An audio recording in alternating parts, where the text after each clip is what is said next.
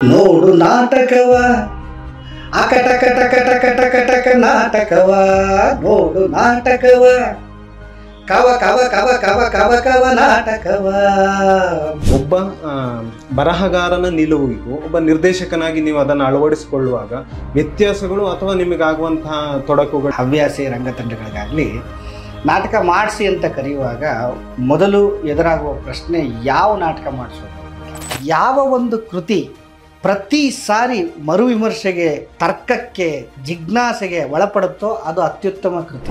ಬದುಕುವುದು ಅನ್ನೋದು ಯಾವಾಗಲೂ ಬೀದಿಯಲ್ಲಿರುತ್ತೆ, ನಾಲ್ಕು ಗೋಡೆಗಳ ಮಧ್ಯೆ. ನಟಿಸಿದರೆ ನಮಗೆ ದುಡ್ಡು ಸಿಕ್ಕಲ್ಲ, ಹೊಟ್ಟೆ ತುಂಬ. ಅದು ಬೆಂಗಳೂರಿನಲ್ಲಿ ರಂಗಭೂಮಿ ಯಾಕೆ ರಂಗೋದ್ಯಮ ಆಗ್ಲಿಲ್ಲ, ಅಥವಾ ಅದನ್ನ ಆ ರೀತಿ ಕಟ್ಟುವ ಪ್ರಯತ್ನ ಯಾರಿಂದಲೂ ಆಗ್ಲಿಲ್ವಾ? ನೋಡುವ ಪ್ರೇಕ್ಷಕ ವರ್ಗವನ್ನು ನಾವು ಗಟ್ಟಿ ಮಾಡಲಿಲ್ಲ. ಈ ಕಾರಣಕ್ಕಾಗಿಯೇ ಪಾಪ ನೀನಾಸಂ ರಂಗಶಾಲೆ ಇದ್ದಿದ್ದು ತಿರುಗಾಟವಾಯಿತು.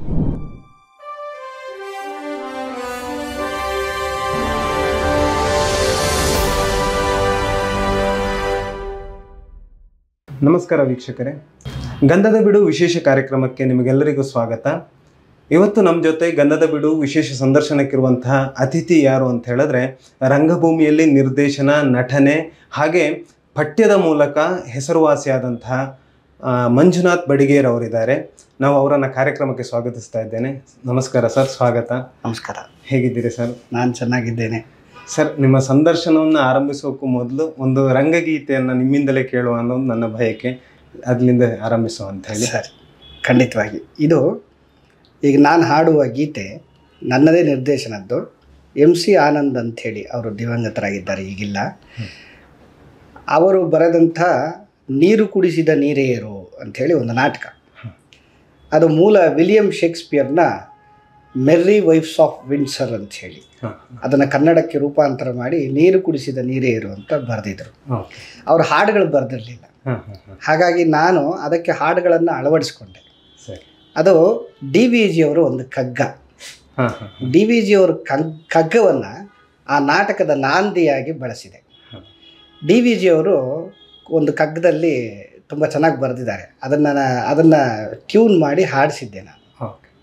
ನೋಡು ನಾಟಕವ ಅಕಟಕ ಟಕ ಟಕ ಟಕ ಟಕ ನಾಟಕವ ನೋಡು ನಾಟಕವ ಕವ ಕವ ಕವ ಕವ ಕವ ಕವ ನಾಟಕವ ಬ್ರಹ್ಮಾಂಡ ರಂಗಸ್ಥಳದಿ ಬ್ರಹ್ಮಾಂಡ ರಂಗಸ್ಥಳದಿ ಕೋಟಿ ನಟರಾಂತಿಹರು ಚಿತ್ರಪಾತ್ರಗಳ ಕೋಟಿ ನಟರಾಂತಿಹರು ಚಿತ್ರಪಾತ್ರಗಳ ನೋಡು ನಾಟಕವ. ಹೀಗೆ ಈ ರೀತಿ ಶುರುವಾಗುತ್ತೆ. ಇದು ಆ ನಾಟಕದ ನಾಂದಿಗೀತೆ. ಇದು ಒಂದು ರೀತಿ ಯೂನಿವರ್ಸಲ್. ನಾಟಕಕ್ಕೂ ಆಗುತ್ತೆ, ಬದುಕಿಗೂ ಆಗುತ್ತೆ, ಪ್ರಪಂಚಕ್ಕೂ ಆಗುತ್ತೆ, ಸಮಾಜಕ್ಕೂ ಆಗುತ್ತೆ. ಎಲ್ಲ ರೀತಿಯಲ್ಲೂ ಅರ್ಥ ಹೊಳೆಯಿಸುವಂತಹ ಒಂದು ಪದ್ಯ. ಅದನ್ನು ನಾಂದಿಯಾಗಿ ಬಳಸಿದ್ದೆ. ನೀವು DVGಯನ್ನು ನೆನಪು ಮಾಡ್ಕೊಂಡ್ರಿ. ಅದಕ್ಕೆ ಅಂತ ಹೇಳಿದ್ರೆ ನನಗೇನು ಅನ್ನಿಸ್ತದೆ ಅಂದರೆ, ನಾಟಕ ಅಂತ ಹೇಳಿ ಬಂದಾಗ ನೀವು ಒಂದು ಕಥೆಯನ್ನು ಬರೆಯುವುದು ಅಂದರೆ ನಾವೇ ಬರೆದು ಮಾಡೋದಿರ್ತದೆ. ಇನ್ನೊಂದು ಬೇರೆಯವರ ಕಥೆಗಳನ್ನು, ಈಗ HSV ಅವರದ್ದು ನೀವು ಕುವೆಂಪು ಅವರ ಜಲಗಾರ, HSV ಅವರ ನಾಟಕಗಳು, ಇವುಗಳನ್ನು ಕಥೆಗಳನ್ನು ನಾಟಕ ಮಾಡಿದ್ದಿದೆ ಅಥವಾ ನಾಟಕಗಳನ್ನು ಬಳಸಿಕೊಂಡದ್ದಿದೆ. ಈಗ ಒಬ್ಬ ಬರಹಗಾರನ ನಿಲುವಿಗೂ ಒಬ್ಬ ನಿರ್ದೇಶಕನಾಗಿ ನೀವು ಅದನ್ನು ಅಳವಡಿಸಿಕೊಳ್ಳುವಾಗ ವ್ಯತ್ಯಾಸಗಳು ಅಥವಾ ನಿಮಗಾಗುವಂತಹ ತೊಡಕುಗಳಿರ್ಬೋದು, ಅಥವಾ ಅದೊಂದು ಸಾಹಸವೇ ಆಗಿರ್ತದೆ. ಅದರ ಬಗ್ಗೆ ನೀವೇನು ಹೇಳ್ತೀರಿ, ಹೇಗೆ ಅದು ಅಳವಡಿಸ್ಕೊಳ್ತೀರಾ ಅನ್ನೋದು ನನಗೊಂದು ಕುತೂಹಲ. ಅದು ಏನಂತಂದರೆ, ಈ ಎಲ್ಲ ರಂಗತಂಡಗಳಾಗಲಿ ಅಥವಾ ರಂಗಶಾಲೆಗಳಿಗಾಗಲಿ ಹವ್ಯಾಸಿ ರಂಗತಂಡಗಳಿಗಾಗಲಿ ನಾಟಕ ಮಾಡಿಸಿ ಅಂತ ಕರೆಯುವಾಗ ಮೊದಲು ಎದುರಾಗುವ ಪ್ರಶ್ನೆ ಯಾವ ನಾಟಕ ಮಾಡಿಸೋದು ಅಂತ, ಏನು ಮಾಡಿಸೋದು ಅನ್ನೋದೇ ಮೊದಲು ಪ್ರಶ್ನೆ. ಹೇಗಾಗಿದೆ ಅಂತಂದರೆ, ಒಂದೊಂದು ಸಾರಿ ಆ ತಂಡದ ಒಂದು ಹಿಸ್ಟ್ರಿಯೋ ಅಥವಾ ಅವರು ಇಷ್ಟು ವರ್ಷ ಏನು ಮಾಡ್ಕೊಂಡು ಬಂದಿದ್ದಾರೆ ಅದನ್ನು ಕೇಳ್ಕೊಳ್ತೀವಿ. ಮತ್ತು ಅದನ್ನು ಆರ್ಗನೈಸ್ ಮಾಡೋರ ಏನಂತಾರೆ, ಗುಣಧರ್ಮಗಳೇನು, ಅವರ ಟೇಸ್ಟ್ ಏನು ಅಂತ ನೋಡ್ಕೊಳ್ತೀವಿ. ಕೆಲವೊಂದು ಸಾರಿ ಆ ರೀತಿಯ ಜಾಡಿನಲ್ಲಿ ಹೋಗಿ ಅವ್ರಿಗೆ ನಾಟಕ ಮಾಡಿಸ್ಬೇಕಾಗತ್ತೆ. ಕೆಲವೊಂದು ಸಾರಿ ಈಗ ನಮ್ಮ ಮನೋಧರ್ಮಕ್ಕೆ ಸರಿ ಹೊಂದುವಂಥ ನಾಟಕಗಳನ್ನು ನಾವು ಮಾಡ್ತೀವಿ. ಅಂದರೆ ನಾವು ಪ್ರಪಂಚವನ್ನು ನೋಡುವ ದೃಷ್ಟಿ, ಸಮಾಜವನ್ನು ನೋಡುವ ದೃಷ್ಟಿ ಮತ್ತು ನಮ್ಮ ಕೆಲಸ ಎರಡಕ್ಕೂ ಒಂದು ಸಾಮರಸ್ಯ ಸಾಂಗತ್ಯ ಇಲ್ಲದೆ ಹೋದರೆ ನಾವು ಮಾಡುವ ಕೆಲಸ ವ್ಯರ್ಥ ಆಗಿಬಿಡುತ್ತೆ. ಯಾವುದೇ ಒಂದು ಆರ್ಟ್, ಯಾವುದೇ ಒಂದು ಕಲೆ ನಾವು ಯಾಕೆ ಮಾಡ್ತಿದ್ದೀವಿ ಅನ್ನೋದನ್ನು ಪ್ರಶ್ನೆ ಮುಂದೆ ಇಟ್ಕೊಂಡು ಕೆಲಸ ಮಾಡಿದ್ರೆ ಮಾತ್ರ ಅದಕ್ಕೊಂದು ಸರಿಯಾದ ದಾರಿ ಸಿಗುತ್ತೆ ಅನ್ನೋದು ನನ್ನ ನಂಬಿಕೆ, ಪ್ರಬಲವಾದ ನಂಬಿಕೆ. ಇಲ್ಲಾಂದರೆ ನಾವು ಮಾಡೋ ಕೆಲಸಕ್ಕೆ ಅರ್ಥವೇ ಇರೋದಿಲ್ಲ. ಈ ನಾಟಕವನ್ನು ಅದನ್ನೇ ಹೇಳ್ತಾರೆ, ಇದು ಏನಂತಾರೆ, ಬದುಕಿಗಾಗಿ ಕಲೆ ಅನ್ನೋದು ಒಂದು ಮಾರ್ಗ ಆದರೆ ಕಲೆಗಾಗಿ ಬದುಕು ಅಂದರೆ ಕಲೆಯೇ ಬದುಕು ಆಗಿರೋದು ಒಂದು ಬೇರೆ. ಬದುಕಿಗಾಗಿ ಕಲೆ ಮಾಡೋರಿದ್ದ ಏನು ಮಾಡ್ದ, ಅದು ಹೊಟ್ಟೆಪಾಡಿಗೋಸ್ಕರ ಮಾಡೋದು. ಕಲೆಗಾಗಿ ಕಲೆ ಅನ್ನೋದಿದೆಯಲ್ಲ, ಅದು ಸ್ವಲ್ಪ ಕಷ್ಟದ ಜೀವನ. ಈ ಎರಡರ ಮಧ್ಯೆ ನಾವು ಸಿಕ್ಕಾಕೊಂಡು ಒದ್ದಾಡ್ತಾ ಇದ್ದೀವಿ. ಇದು ಕಷ್ಟದ ವಿಷಯ. ಅಂದರೆ ನೀವೀಗ ಆ ಪಠ್ಯ ಮತ್ತು ಅಳವಡಿಸುವಿಕೆಯ ಬಗ್ಗೆ ಹೇಳುವಾಗ ಇದೆಲ್ಲ ಹೇಳಬೇಕಾಗ್ತದೆ. ಆರ್ಟ್ ಅನ್ನೋದು ಬರ್ತದಲ್ಲಿ. ಈಗ ನನಗಾಗಿ ಈಗ ಎಷ್ಟೋ ಸಾವಿರಾರು ನಾಟಕಗಳಿದ್ದಾವೆ, ಓದ್ತೇವೆ. ಆದರೆ ನಮಗೆ ಎಲ್ಲೋ ಒಂದು ಕಡೆಗೆ ಈ ಪಠ್ಯ ಇವತ್ತಿಗೆ ಬಹಳ ಸೂಕ್ತ ಅನ್ನಿಸ್ತದೆ, ಇದನ್ನು ನಾನು ಜನಗಳಿಗೆ ತಲುಪಿಸಲೇಬೇಕು ಈ ವಿಷಯವನ್ನು ಅನ್ನೋದು ನಮ್ಮೊಳಗೆ ಗಟ್ಟಿಯಾಗಿದ್ದರೆ ಮತ್ತು ಆ ಟೆಕ್ಸ್ಟು ಅದನ್ನೊಂದು ಸ್ವಲ್ಪ ಪೂರಕವಾಗಿದ್ದರೆ ನಾವು ಅದನ್ನು ತಗೊಂಡು ಅದು ಇದ್ದ ಹಾಗೆ ಮಾಡೋಕ್ಕಾಗೋದಿಲ್ಲ. ಅದನ್ನೇ ಹೇಳೋದು, ಈ ನಾಟಕ ಸಾಹಿತ್ಯ ಬೇರೆ, ಅದು ರಂಗದ ಮೇಲೆ ಆಗುವಾಗ ರಂಗಪಠ್ಯ ಆಗಿ ಅದು ರಂಗಕೃತಿ ಆಗುವುದು ಬೇರೆ. ನಾಟಕ ಸಾಹಿತ್ಯ ಕೃತಿ ಬೇರೆ, ನಾಟಕ ರಂಗಕೃತಿ ಬೇರೆ. ಈ ಓದುವಾಗ ಆಗುವ ಭಾವಗಳಿಗೂ ಅನಿಸಿಕೆಗಳಿಗೂ ನೋಡುವಾಗ ಆಗುವ ಒಟ್ಟಾರೆ ಚಿತ್ರಣಕ್ಕೂ ಅಜಗಜಾಂತರ ವ್ಯತ್ಯಾಸಗಳು ಬರ್ತದೆ. ಒಂದೊಂದು ಸಾರಿ ಲೇಖಕರು ಬರೆದ ಹಾಗೆ ಅಲ್ಲಿ ಆಗದೇ ಇರ್ಬೋದು, ಅಥವಾ ಲೇಖಕರು ಬರೆದಿರುವ 100 ಪಟ್ಟು ಅಥವಾ ಬೇರೆ ಬೇರೆ ರೀತಿಯ ಆಯಾಮಗಳನ್ನು ಸಹ ರಂಗಕೃತಿ ಕಟ್ಟಿಕೊಡಬಲ್ಲಂಥ ಶಕ್ತಿ ರಂಗಕ್ಕೆ ಇರ್ತದೆ. ಹೀಗೆ ನಾವು ಅದನ್ನು ತಗೊಳ್ತೀವಿ. ಮತ್ತು ಅದನ್ನೇ ಹೇಳಿದ್ನಲ್ಲ ಆಗಲೇ, ಇದನ್ನು ಅಳವಡಿಸ್ಕೊಳ್ಳುವಾಗ ಸಮಾಜಕ್ಕೆ ಇದನ್ನು ಹೆಂಗೆ ತಲುಪಿಸೋದು, ಅದನ್ನು ಇಂಟರ್ಪ್ರಿಟೇಷನ್ ಅಂತೇವೆ. ಅದಕ್ಕೆ ಒಂದಷ್ಟು ನಾಟಕಗಳನ್ನು ನೀವು ಉದಾಹರಣೆ ಕೊಡೋದಾದರೆ, ಮಿಸ್ ಸದಾರಮೆ ಅಂಥೇಳಿ ಒಂದು ನಾಟಕ. ಅದು ನೀವು ಕೇಳಿರಬೇಕು, ಕಂಪನಿ ನಾಟಕದಲ್ಲಿ ಅದು ಬಹಳ ಪ್ರಸಿದ್ಧವಾದ ನಾಟಕ. ಸದಾರಮೆ ಅಂಥೇಳಿ ಒಂದು ನಾಟಕ, ಬೆಳ್ಳಾವೆ ನರಸಿಂಹಶಾಸ್ತ್ರಿಗಳು ಬರೆದಿರುವಂಥ ನಾಟಕ. ಸಾವಿರಾರು ಪ್ರದರ್ಶನಗಳು ಕರ್ನಾಟಕದಾದ್ಯಂತ ಆಗೋಗಿದೆ, ಕಂಪನಿ ಕಾಲದಿಂದಲೂ ಸಹ. ಅದನ್ನು ಕೆ ವಿ ಸುಬ್ಬಣ್ಣವರು ಮಿಸ್ ಸದಾರಮೆ ಅಂತ ಬರೆದು ಬಿಡ್ತಾರೆ, ಆಯಿತಾ. ಅದನ್ನು ಅವರು ಕತೆ ಅದೇ, ಎಲ್ಲೂ ಬೇರೆ ಏನೂ ಮಾಡೋದಿಲ್ಲ, ಅದೇ ಕತೆನೇ. ಅವರು ಬರೆಯುವಾಗ ಕಡೆಯಲ್ಲೊಂದೇನು, ಇದು ಸದಾರಮೆ ನಾಟಕದಲ್ಲಿ ಒಂದು ಸುಖಾಂತ್ಯ ಇದೆ, ಮೂಲ ಸದಾರಮೆ. ಆದರೆ ಇವರು ಮಿಸ್ ಸದಾರಮೆಯಲ್ಲಿ ಹಾಗಿಲ್ಲ, ಅವಳು ಕಡೆಯಲ್ಲಿ ಭೂಮಿ ಒಳಗೆ ಹೋಗ್ಬಿಡ್ತಾಳೆ. ಈ ಭೂಮಿ ಒಳಗೆ ಹೋಗುವಂಥ ರೂಪಕ ಯಾರದ್ದಿದು? ಸೀತೆ. ಅದನ್ನು ನಾನು ಮಾಡಿಸಿದ್ದೆ, ಮಿಸ್ ಸದಾರಮೆಯನ್ನು ನನ್ನ ತಂಡಕ್ಕೆ ಮಾಡಿಸಿದೆ ನಾನು. ಅದು ಅಂದರೆ ಅವ್ರು ಕೇಳಿದರು, ಯಾರು ನಮ್ಮ ತಂಡದವರು ಕೇಳಿದ್ರು. ಅವ್ರಿಗೇನು ಇವತ್ತಿನ ಪ್ರೇಕ್ಷಕರು ಹೆಂಗಿದ್ದಾರೆ ಅಂತಂದರೆ ಅವ್ರಿಗೆ ನಗಬೇಕು, ಒಂದು ಎಂಟರ್ಟೈನ್ಮೆಂಟ್ ಬೇಕು. ಹೌದು, ಇರಲಿ. ಅದೆಲ್ಲದರ ಜೊತೆಗೆ ಒಂದು ಪ್ರೇಕ್ಷಕನಿಗೆ, ನೋಡುವ ಪ್ರೇಕ್ಷಕನಿಗೆ ಅಲ್ಲಿ ತನ್ನನ್ನು ತಾನು ಕಂಡುಕೊಳ್ಳುವ ಒಂದು ಪ್ರಕ್ರಿಯೆಯೂ ಆಗಬೇಕು, ಅವನಿಗೊಂದು ಕನ್ನಡಿಯೂ ಆಗಬೇಕು. ಅದರ ಜೊತೆಗೆ ಅವನಿಗೆ ಪ್ರಶ್ನೆಗಳನ್ನು ಹುಟ್ಟಿಸಬೇಕು. ಯಾವ ಕೃತಿ, ಅದು ಸಾಹಿತ್ಯ ಕೃತಿ ಆಗಿರ್ಬೋದು, ಅಥವಾ ಯಾವುದೋ ಒಂದು ಸ್ಕಲ್ಪ್ಚರ್ ಆಗಿರ್ಬೋದು, ಅಥವಾ ಇನ್ಯಾವುದೋ ರಂಗಕೃತಿ ಆಗಿರ್ಬೋದು, ಯಾವುದೋ ಪೇಂಟಿಂಗ್ ಆಗಿರ್ಬೋದು, ಅವನಲ್ಲಿ ಭಾವಗಳನ್ನು ಪ್ರಶ್ನೆಗಳನ್ನು ಹುಟ್ಟಿಸದೇ ಇದ್ದರೆ ಅದು ಒಳ್ಳೆಯ ಕೃತಿ ಆಗಲಿಕ್ಕೆ ಸಾಧ್ಯವೇ ಇಲ್ಲ. ನೀವೀಗ ಇದನ್ನು ಹೇಳ್ತಾ ನನಗೆ ಬಂದ ಪ್ರಶ್ನೆ ಏನು ಅಂತ ಹೇಳಿದರೆ, ಈಗ ನಿಮ್ಮ HSV ಅವರ ನಾಟಕದ ಕ್ಲೈಮ್ಯಾಕ್ಸನ್ನು ನೀವು ಬದಲಾಯಿಸಿದ್ದೀರಿ ಅನ್ನೋದೊಂದು ವಿಚಾರ ನನಗೆ ತಿಳಿದು ಬಂತು. ಅದರಲ್ಲಿ ನಿಮಗೆ ಅದರಲ್ಲಿ ರಾಷ್ಟ್ರ ಪ್ರಶಸ್ತಿ ಸಹ ಸಿಗ್ತದೆ. ಆ ನಾಟಕದಕ್ಕೆ ನೀವು 3 ರಾಷ್ಟ್ರ ಪ್ರಶಸ್ತಿಯನ್ನು ಸಿಗ್ತದೆ. ಈ ಬದಲಾವಣೆಯನ್ನು ಬರವಣಿಗೆಯನ್ನು ಒಪ್ಪಿಕೊಳ್ಳುವ ಇದನ್ನ ಹೇಗೆ ಅಂತ ಹೇಳಿದ್ರೆ, ಈಗ ಮುಂದುವರಿಸುವುದು ಅದೊಂದು ಮುಂದುವರಿಸುವಿಕೆ, ಒಂದು ಕಥೆಯ ಮುಂದುವರಿಸುವಿಕೆ ಆಗಿರ್ತದೆ, ಅಥವಾ ಅದನ್ನ ಕುಬ್ಜೆ ಮಾಡಿದ್ರೂ ಆಗಿರ್ಬೋದು. ಆದರೆ ಅದನ್ನು ಬರವಣಿಗೆ ಅವನಲ್ಲಿ ಒಂದು ಕಲ್ಪನೆ ಇರ್ತದೆ, ಅದಕ್ಕೆ ಸಾರ್ಥಕ್ಯ ಆಗಿರಬೇಕು. ಸುಮ್ಮನೆ ನಾವೇನೋ ಮಾಡ್ತೇವೆ ಅನ್ನೋ ಒಂದು ಪ್ರಯೋಗ, ಹೌದು, ಪ್ರಯೋಗದಲ್ಲಿ ಅದು ವ್ಯರ್ಥ ಪ್ರಯೋಗವೂ ಆಗಬಾರ್ದು, ಆಭಾಸವೂ ಆಗಬಾರ್ದಲ್ಲ. ಅದು ಹೇಗೆ ಆಗ್ತದೆ? ಅಲ್ಲೇ ಇರೋದು ವಿಷಯ. ನಾನು ಅಲ್ಲಿಗೆ ಬರ್ತಿದ್ದೆ. ಈ ಮಿಸ್ಸದರಮೆ ನಾಟಕ ಮಾಡಿಸುವಾಗ ಕಡೆ ಮೊದಲಿಂದ ಎಲ್ಲ ಅಂದರೆ ಎಲ್ಲ ವರ್ಗದ ಜನರನ್ನು ಅದು ತಾಗ್ತದೆ, ಮುಟ್ತದೆ. ಆ ರೇಂಜ್ ಇದೆ, ಅದಕ್ಕೆ ಆ ವೇರಿಯೇಷನ್ಸ್ ಇದೆ ಆ ನಾಟಕಕ್ಕೆ. ಸದಾರಮೆ ಅನ್ನೋದು ಒಂದು ಹೆಸರು ಅಷ್ಟೇ, ಆದರೆ ಅವಳು ಸುತ್ತ ನಡೆಯುತ್ತೆ ಕತೆ. ಈ ಕಡೆಯಲ್ಲಿ ಹೋಗ್ತಾ ಹೋಗ್ತಾ ಅವರೇನು ಭೂಮಿಯಲ್ಲಿ ಕುಸಿದು ಹೋಗ್ತಾಳೆ ಅಂತ ಹೇಳಿದ್ರಲ್ಲ, ನಾನು ಅದನ್ನು ಏನು ಮಾಡಿದೆ, ಇನ್ನೂ ಬದಲಾಯಿಸ್ಬಿಟ್ಟೆ. ಕಡೆಯಲ್ಲಿ ಅವಳಿಗೆ ಒಂದು ಏಕದಾರಿಯನ್ನು ಕೊಡ್ತೇನೆ. ಅವಳು ಅದನ್ನು ತಗೊಂಡು ಆಡಿಯನ್ಸ್ ಮಧ್ಯೆ ಹೋಗ್ತಾಳೆ. ಆಡಿಯನ್ಸ್ ಮಧ್ಯೆ ಸುಮ್ಮನೆ ಹೋಗಲ್ಲ, ಅವಳು ಚನ್ನಮಲ್ಲಿಕಾರ್ಜುನನ್ನು ಹುಡುಕೊಂಡು ಹೋಗ್ತಾಳೆ. ಎಲ್ಲಿ ಗಿರಿಗಹ್ವರಗಳಾಡುವ ನವಿಲುಗಳಿರ ನೀವು ಕಾಣಿರ ನೀವು ಕಾಣಿರೆ ಅಂತ ಒಂದು ವಚನ ಇದೆಯಲ್ಲ, ಅಕ್ಕ ಮಹಾದೇವಿ. ಆ ಅಕ್ಕ ಮಹಾದೇವಿಯ ವಚನವನ್ನು ಹೇಳ್ಕೊಂಡು ಹೋಗ್ತಾಳೆ. ಇದು ಕೊಡುವ ಪರಿಣಾಮವೇ ಬೇರೆ. ಅಂದರೆ ನಿಮಗೆ ಆ ಸದಾರಮೆ ಕತೆ ಗೊತ್ತಿದ್ರೆ ಭಾರಿ ಮಜಾ ಆಗ್ತದೆ. ಇನ್ನೊಂದು ಅದೇ ರೀತಿಯ ಈ ಚಿತ್ರಪಟ ನಾಟಕದಲ್ಲೂ ಆಗ್ತದೆ. ಅಲ್ಲಿ ಒಂದು ಜನಪದ ಕತೆ, ಜನಪದ ಕಥೆನಲ್ಲಿ ಅದರಲ್ಲೂ ಈ ರಾಮಾಯಣಗಳಲ್ಲಿ ಸಾವಿರಾರು ಥರದ ರಾಮಾಯಣಗಳು ನಮಗೆ ಭಾರತ ಅಷ್ಟೇ ಅಲ್ಲ, ವಿದೇಶಗಳಲ್ಲೂ ಸಹ ಸಿಗ್ತದೆ. ಅದಕ್ಕೆ ಮೂಲ ಎಲ್ಲವೂ ಭಾರತದ್ದೇ ಆಗಿದ್ದರೂ ಸಹ ಅದನ್ನು ಭಾರತೀಯತೆ ಅಥವಾ ಭಾರತದ ಜನ ಅದನ್ನು ನೋಡುವ ದೃಷ್ಟಿಕೋನ ಇದೆಯಲ್ಲ, ಆಯಾ ಪ್ರಾಂತ್ಯಕ್ಕೆ, ಆಯಾ ಸಮಾಜಕ್ಕೆ, ಆಯಾ ಕಾಲಕ್ಕೆ ಅದು ಬದಲಾಗ್ತಾ ಹೋಗ್ತದೆ.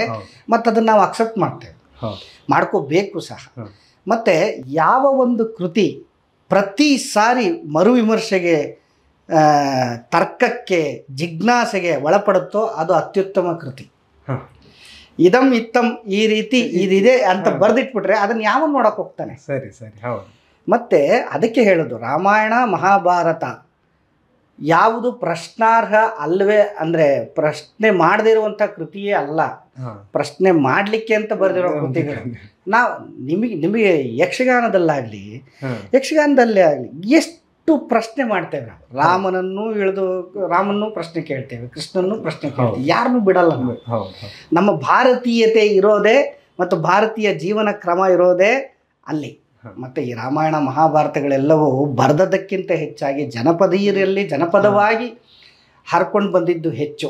ಹಾಗಾಗಿ ಇನ್ನೂ ಉಳ್ಕೊಂಡಿದೆ ಅದು. ನಾನೇನೋ ಹೇಳೋಕ್ಕೆ ಹೋಗಿ ಏನೇನೋ ಹೇಳ್ತಾ ಇದ್ದೀನಿ. ಮತ್ತು ಇದು ಅಗತ್ಯ ಸಹ. ಅದರಲ್ಲಿ ಯಾಕೆ ಈ ಜನಪದ ರಾಮಾಯಣ ಹಾಗೆ ಉಳ್ಕೊಂಡು ರಾಮ, ಕೃಷ್ಣ, ಒಟ್ಟು ಸೀತೆ, ಇವ್ರು ಯಾರ್ಯಾರು ಇದ್ದಾರಲ್ಲ, ಪಾಂಡವರು, ಇವರೆಲ್ಲರನ್ನೂ ಸಹ ಇವರೆಲ್ಲೋ ಮೇಲಿಂದ ಉದುರಿದವರು ಅಂತೇನೋ ಅವ್ರೇನು ಅಂದ್ಕೊಂಡಿರಲಿಲ್ಲ. ಅವರು ನಮ್ಮಲ್ಲೇ, ನಾವೇ, ನಮ್ಮ ಜನನೇ, ನಮ್ಮ ಬದುಕು ಅನ್ನೋ ರೀತಿಯಲ್ಲಿ ಅವರು ಒಳಗೆ ಸೇರಿಸ್ಕೊಂಡಿದ್ರಿಂದ ಅವರೆಲ್ಲ ಅಷ್ಟು ಜೀವಂತಿಕೆಯಿಂದ ಪ್ರಶ್ನೆಗೆ, ವಿಮರ್ಶೆಗೆ ಒಳಪಡ್ತಾರೆ. ಮತ್ತು ಅದು ಮಾಡಬೇಕು ಸಹ. ಹಾಗಾಗಿ ರಾಮ ಹೆಚ್ಚು ಅರ್ಥ ಆಗ್ತಾನೆ, ಹಾಗಾಗಿ ಕೃಷ್ಣ ಹೆಚ್ಚು ಅರ್ಥ ಆಗ್ತಾ ಹೋಗ್ತಾನೆ, ಹಾಗಾಗಿ ಸೀತೆ ಅರ್ಥ ಆಗ್ತಾ ಹೋಗ್ತಾನೆ. ನಾವು ವಿಮರ್ಶೆ ಮಾಡದೆ ಸುಮ್ಮನೆ ಇವ್ರು ದೇವರು, ಇವ್ರು ದಿಂಡ್ರು ಅಂತ ಒಪ್ಕೊಂಡ್ಬಿಟ್ರೆ ಆಗೋದಿಲ್ಲ. ಅಲ್ಲಿ ಬದುಕು ಮುಖ್ಯ ಅಲ್ಲಿ. ಮತ್ತು ಇನ್ನೊಂದು ಪುಸ್ತಕ ಇದೆ, ರಾಮ ಸೀತೆಗೆ ಏನಾಗಬೇಕು ಅನ್ನೋದು, ಸೀತೆ ರಾಮನಿಗೆ ಏನಾಗಬೇಕು ಅನ್ನೋದು. ಆ ಪುಸ್ತಕ ಓದ್ಬಿಟ್ರೆ ತಲೆ ಹಾಳಾಗಿ ಹೋಗ್ತದೆ. ಅಂದರೆ ರಾಮನಿಗೂ ಸೀತೆಗೂ ಸಂಬಂಧ ಏನು ಅನ್ನೋದೇ ಒಂದು ಇಡೀ ಪುಸ್ತಕ. ಅದು ನಿಮಗೆ ಸಿಕ್ಕರೆ ನೋಡಿ. ಇನ್ನೊಂದಿದೆ, ನಿಜ ರಾಮಾಯಣದ ಅನ್ವೇಷಣೆ ಅಂತ ಹೇಳಿ ಒಂದು ಪುಸ್ತಕ ಇದೆ. ಅದು ಫೋಕ್ಲೋರ್ನ ಹುಡುಕೊಂಡು ಹೋಗ್ತದೆ. ನಮ್ಮದು ನದಿ ಮೂಲ ಸಂಸ್ಕೃತಿ, ನಮ್ಮದು ಕೃಷಿ ಪ್ರಧಾನವಾದಂಥ ಸಂಸ್ಕೃತಿ ನಮ್ಮದು. ಈ ಕೃಷಿಗೂ ರಾಮಾಯಣಕ್ಕೂ ಏನು ಸಂಬಂಧ, ಹೇಗೆ ಬಂತದು ಅನ್ನೋದು ತುಂಬ ಡೀಟೇಲ್ ಆಗಿ ಅದನ್ನು ಬರೆದಿದ್ದಾರೆ. ವೇದಗಳ ಕಾಲದಿಂದಲೂ ಹೇಗೆ ಅದು ಎವಾಲ್ವ್ ಆಯಿತು ಅನ್ನೋದು. ನಿಜ ರಾಮಾಯಣ ಅನ್ನೋದು ನಡೆದಿದೆಯೋ ನಡೆದಿಲ್ಲ ಬೇಡ ಬಿಡಿ, ಇದು ಏನೇನೋ ಹೋಗ್ತಾ ಇದೆ. ಇದ್ರ ಬಗ್ಗೆ ಹೇಳ್ಬಿಡ್ತೇನೆ. ಯಾಕೆ ಆ ಮಾತು ಹೇಳ್ತಿದ್ದೇನೆ ಅಂದರೆ, ಜನಪದ ರಾಮಾಯಣದಲ್ಲಿ ರಾಮ ಸೀತೆಯನ್ನು ಕಾಣುವ ರೀತಿ ಇದೆಯಲ್ಲ, ಅದು ಒಬ್ಬ ಸಾಮಾನ್ಯ ಗಂಡ ಒಬ್ಬ ಸಾಮಾನ್ಯ ಹೆಂಡತಿಯನ್ನು ಕಾಣುವ ರೀತಿಯಲ್ಲಿ ಇದೆ. ಅಂದರೆ ಈಗ ನೀವು ಹೇಳೋದು, ಈಗ ಒಂದು ರಂಗ ಅಂತ ರಂಗಪಟ್ಟಿ ಅಥವಾ ರಂಗದಲ್ಲಿ ನಾವು ನಟನನ್ನು ಕಾಣುವಾಗ ಅಥವಾ ನಟನೆಯಲ್ಲಿ ನಾವು ನೋಡುವಾಗ ಆತ ನಮ್ಮೊಳಗಿನಲ್ಲೇ, ನಮ್ಮ ಸುತ್ತಮುತ್ತಲೇ ಅಥವಾ ನಾನೇ ಆಗಿರಬೇಕು. ರಂಗದಲ್ಲೂ ನಾನು ಇದು ನನ್ನ ಥರವೇ ಇದ್ದಾನೆ ಇವನು ಅನ್ನೋದು ನಮಗೆ ಭಾವಿಸುವ ರೀತಿ ಆದಾಗ ಅದೊಂದು ರಂಗ ಒಂದು ಯಶಸ್ವಿ ಅಂತಲೇ ಅನಿಸುತ್ತೆ. ಅಲ್ಲಿ ಸೀತೆ ಏನು ಮಾಡ್ತಾಳೆ, ಈ ಶೂರ್ಪನಖಿಗೆ ಭಾಳ ಕೆಚ್ಚಿರುತ್ತೆ, ನನ್ನ ಅಣ್ಣನನ್ನು ರಾಮ ಕೊಂದ ಅಂತ.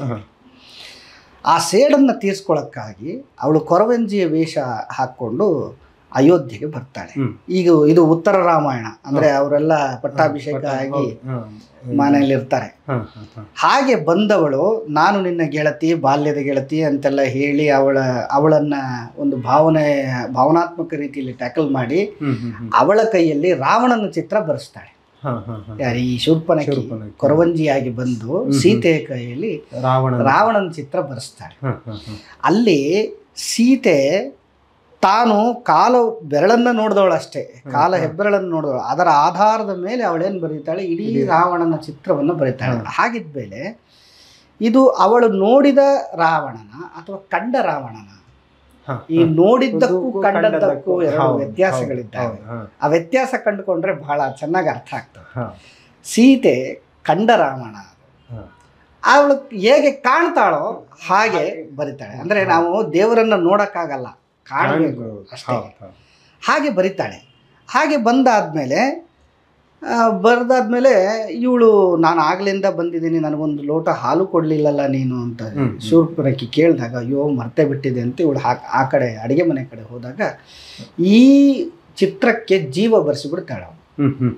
ಒಂದು ಚಿತ್ರಕ್ಕೆ ಒಂದು ಜೀವ ಕೊಡ್ತಾಳೆ, ಕೊಟ್ಟು ಹೋಗಿಬಿಡ್ತಾಳೆ. ಇವಳು ಬಂದು ನೋಡ್ತಾಳೆ, ಚಿತ್ರ ಮಾತಾಡ್ತದೆ ಇವಳ ಜೊತೆಗೆ. ಓ ನಾನು ನಿನ್ನನ್ನು ಪ್ರೀತಿಸ್ತಾ ಇದ್ದೇನೆ, ನಾನು ನಿನ್ನನ್ನು ಮದುವೆ ಆಗ್ತೇನೆ ಅಂತೆಲ್ಲ ಕೇಳ್ತದೆ. ಅವಳು ಹೇಳ್ತಾಳೆ ಅದು ಆಗಲ್ಲಪ್ಪ, ಅದೆಲ್ಲ ಆಗೋದಿಲ್ಲ, ನೀನು ಈ ರೀತಿಯೆಲ್ಲ ಚಿತ್ರದಿಂದೆಲ್ಲ ಎದ್ದು ಬರಬಾರ್ದು ಅಂತೆಲ್ಲ ಎಷ್ಟೇ ಹೇಳಿದ್ರು ಕೇಳಲ್ಲ. ಈಗ ರಾಮ ಬಂದರೆ ಭಾಳ ಕಷ್ಟ ಆಗ್ತದೆ, ನೀನು ಈ ರೀತಿಯೆಲ್ಲ ಮಾಡ್ತಿದ್ದೀಯಲ್ಲ ನೀನು ಅಂತ ಕೇಳುವಾಗ ಅವನು ಅಷ್ಟು ಹಠ ಮಾಡ್ತಾನೆ ಅಂದರೆ ಬಿಡೋದೇ ಇಲ್ಲ.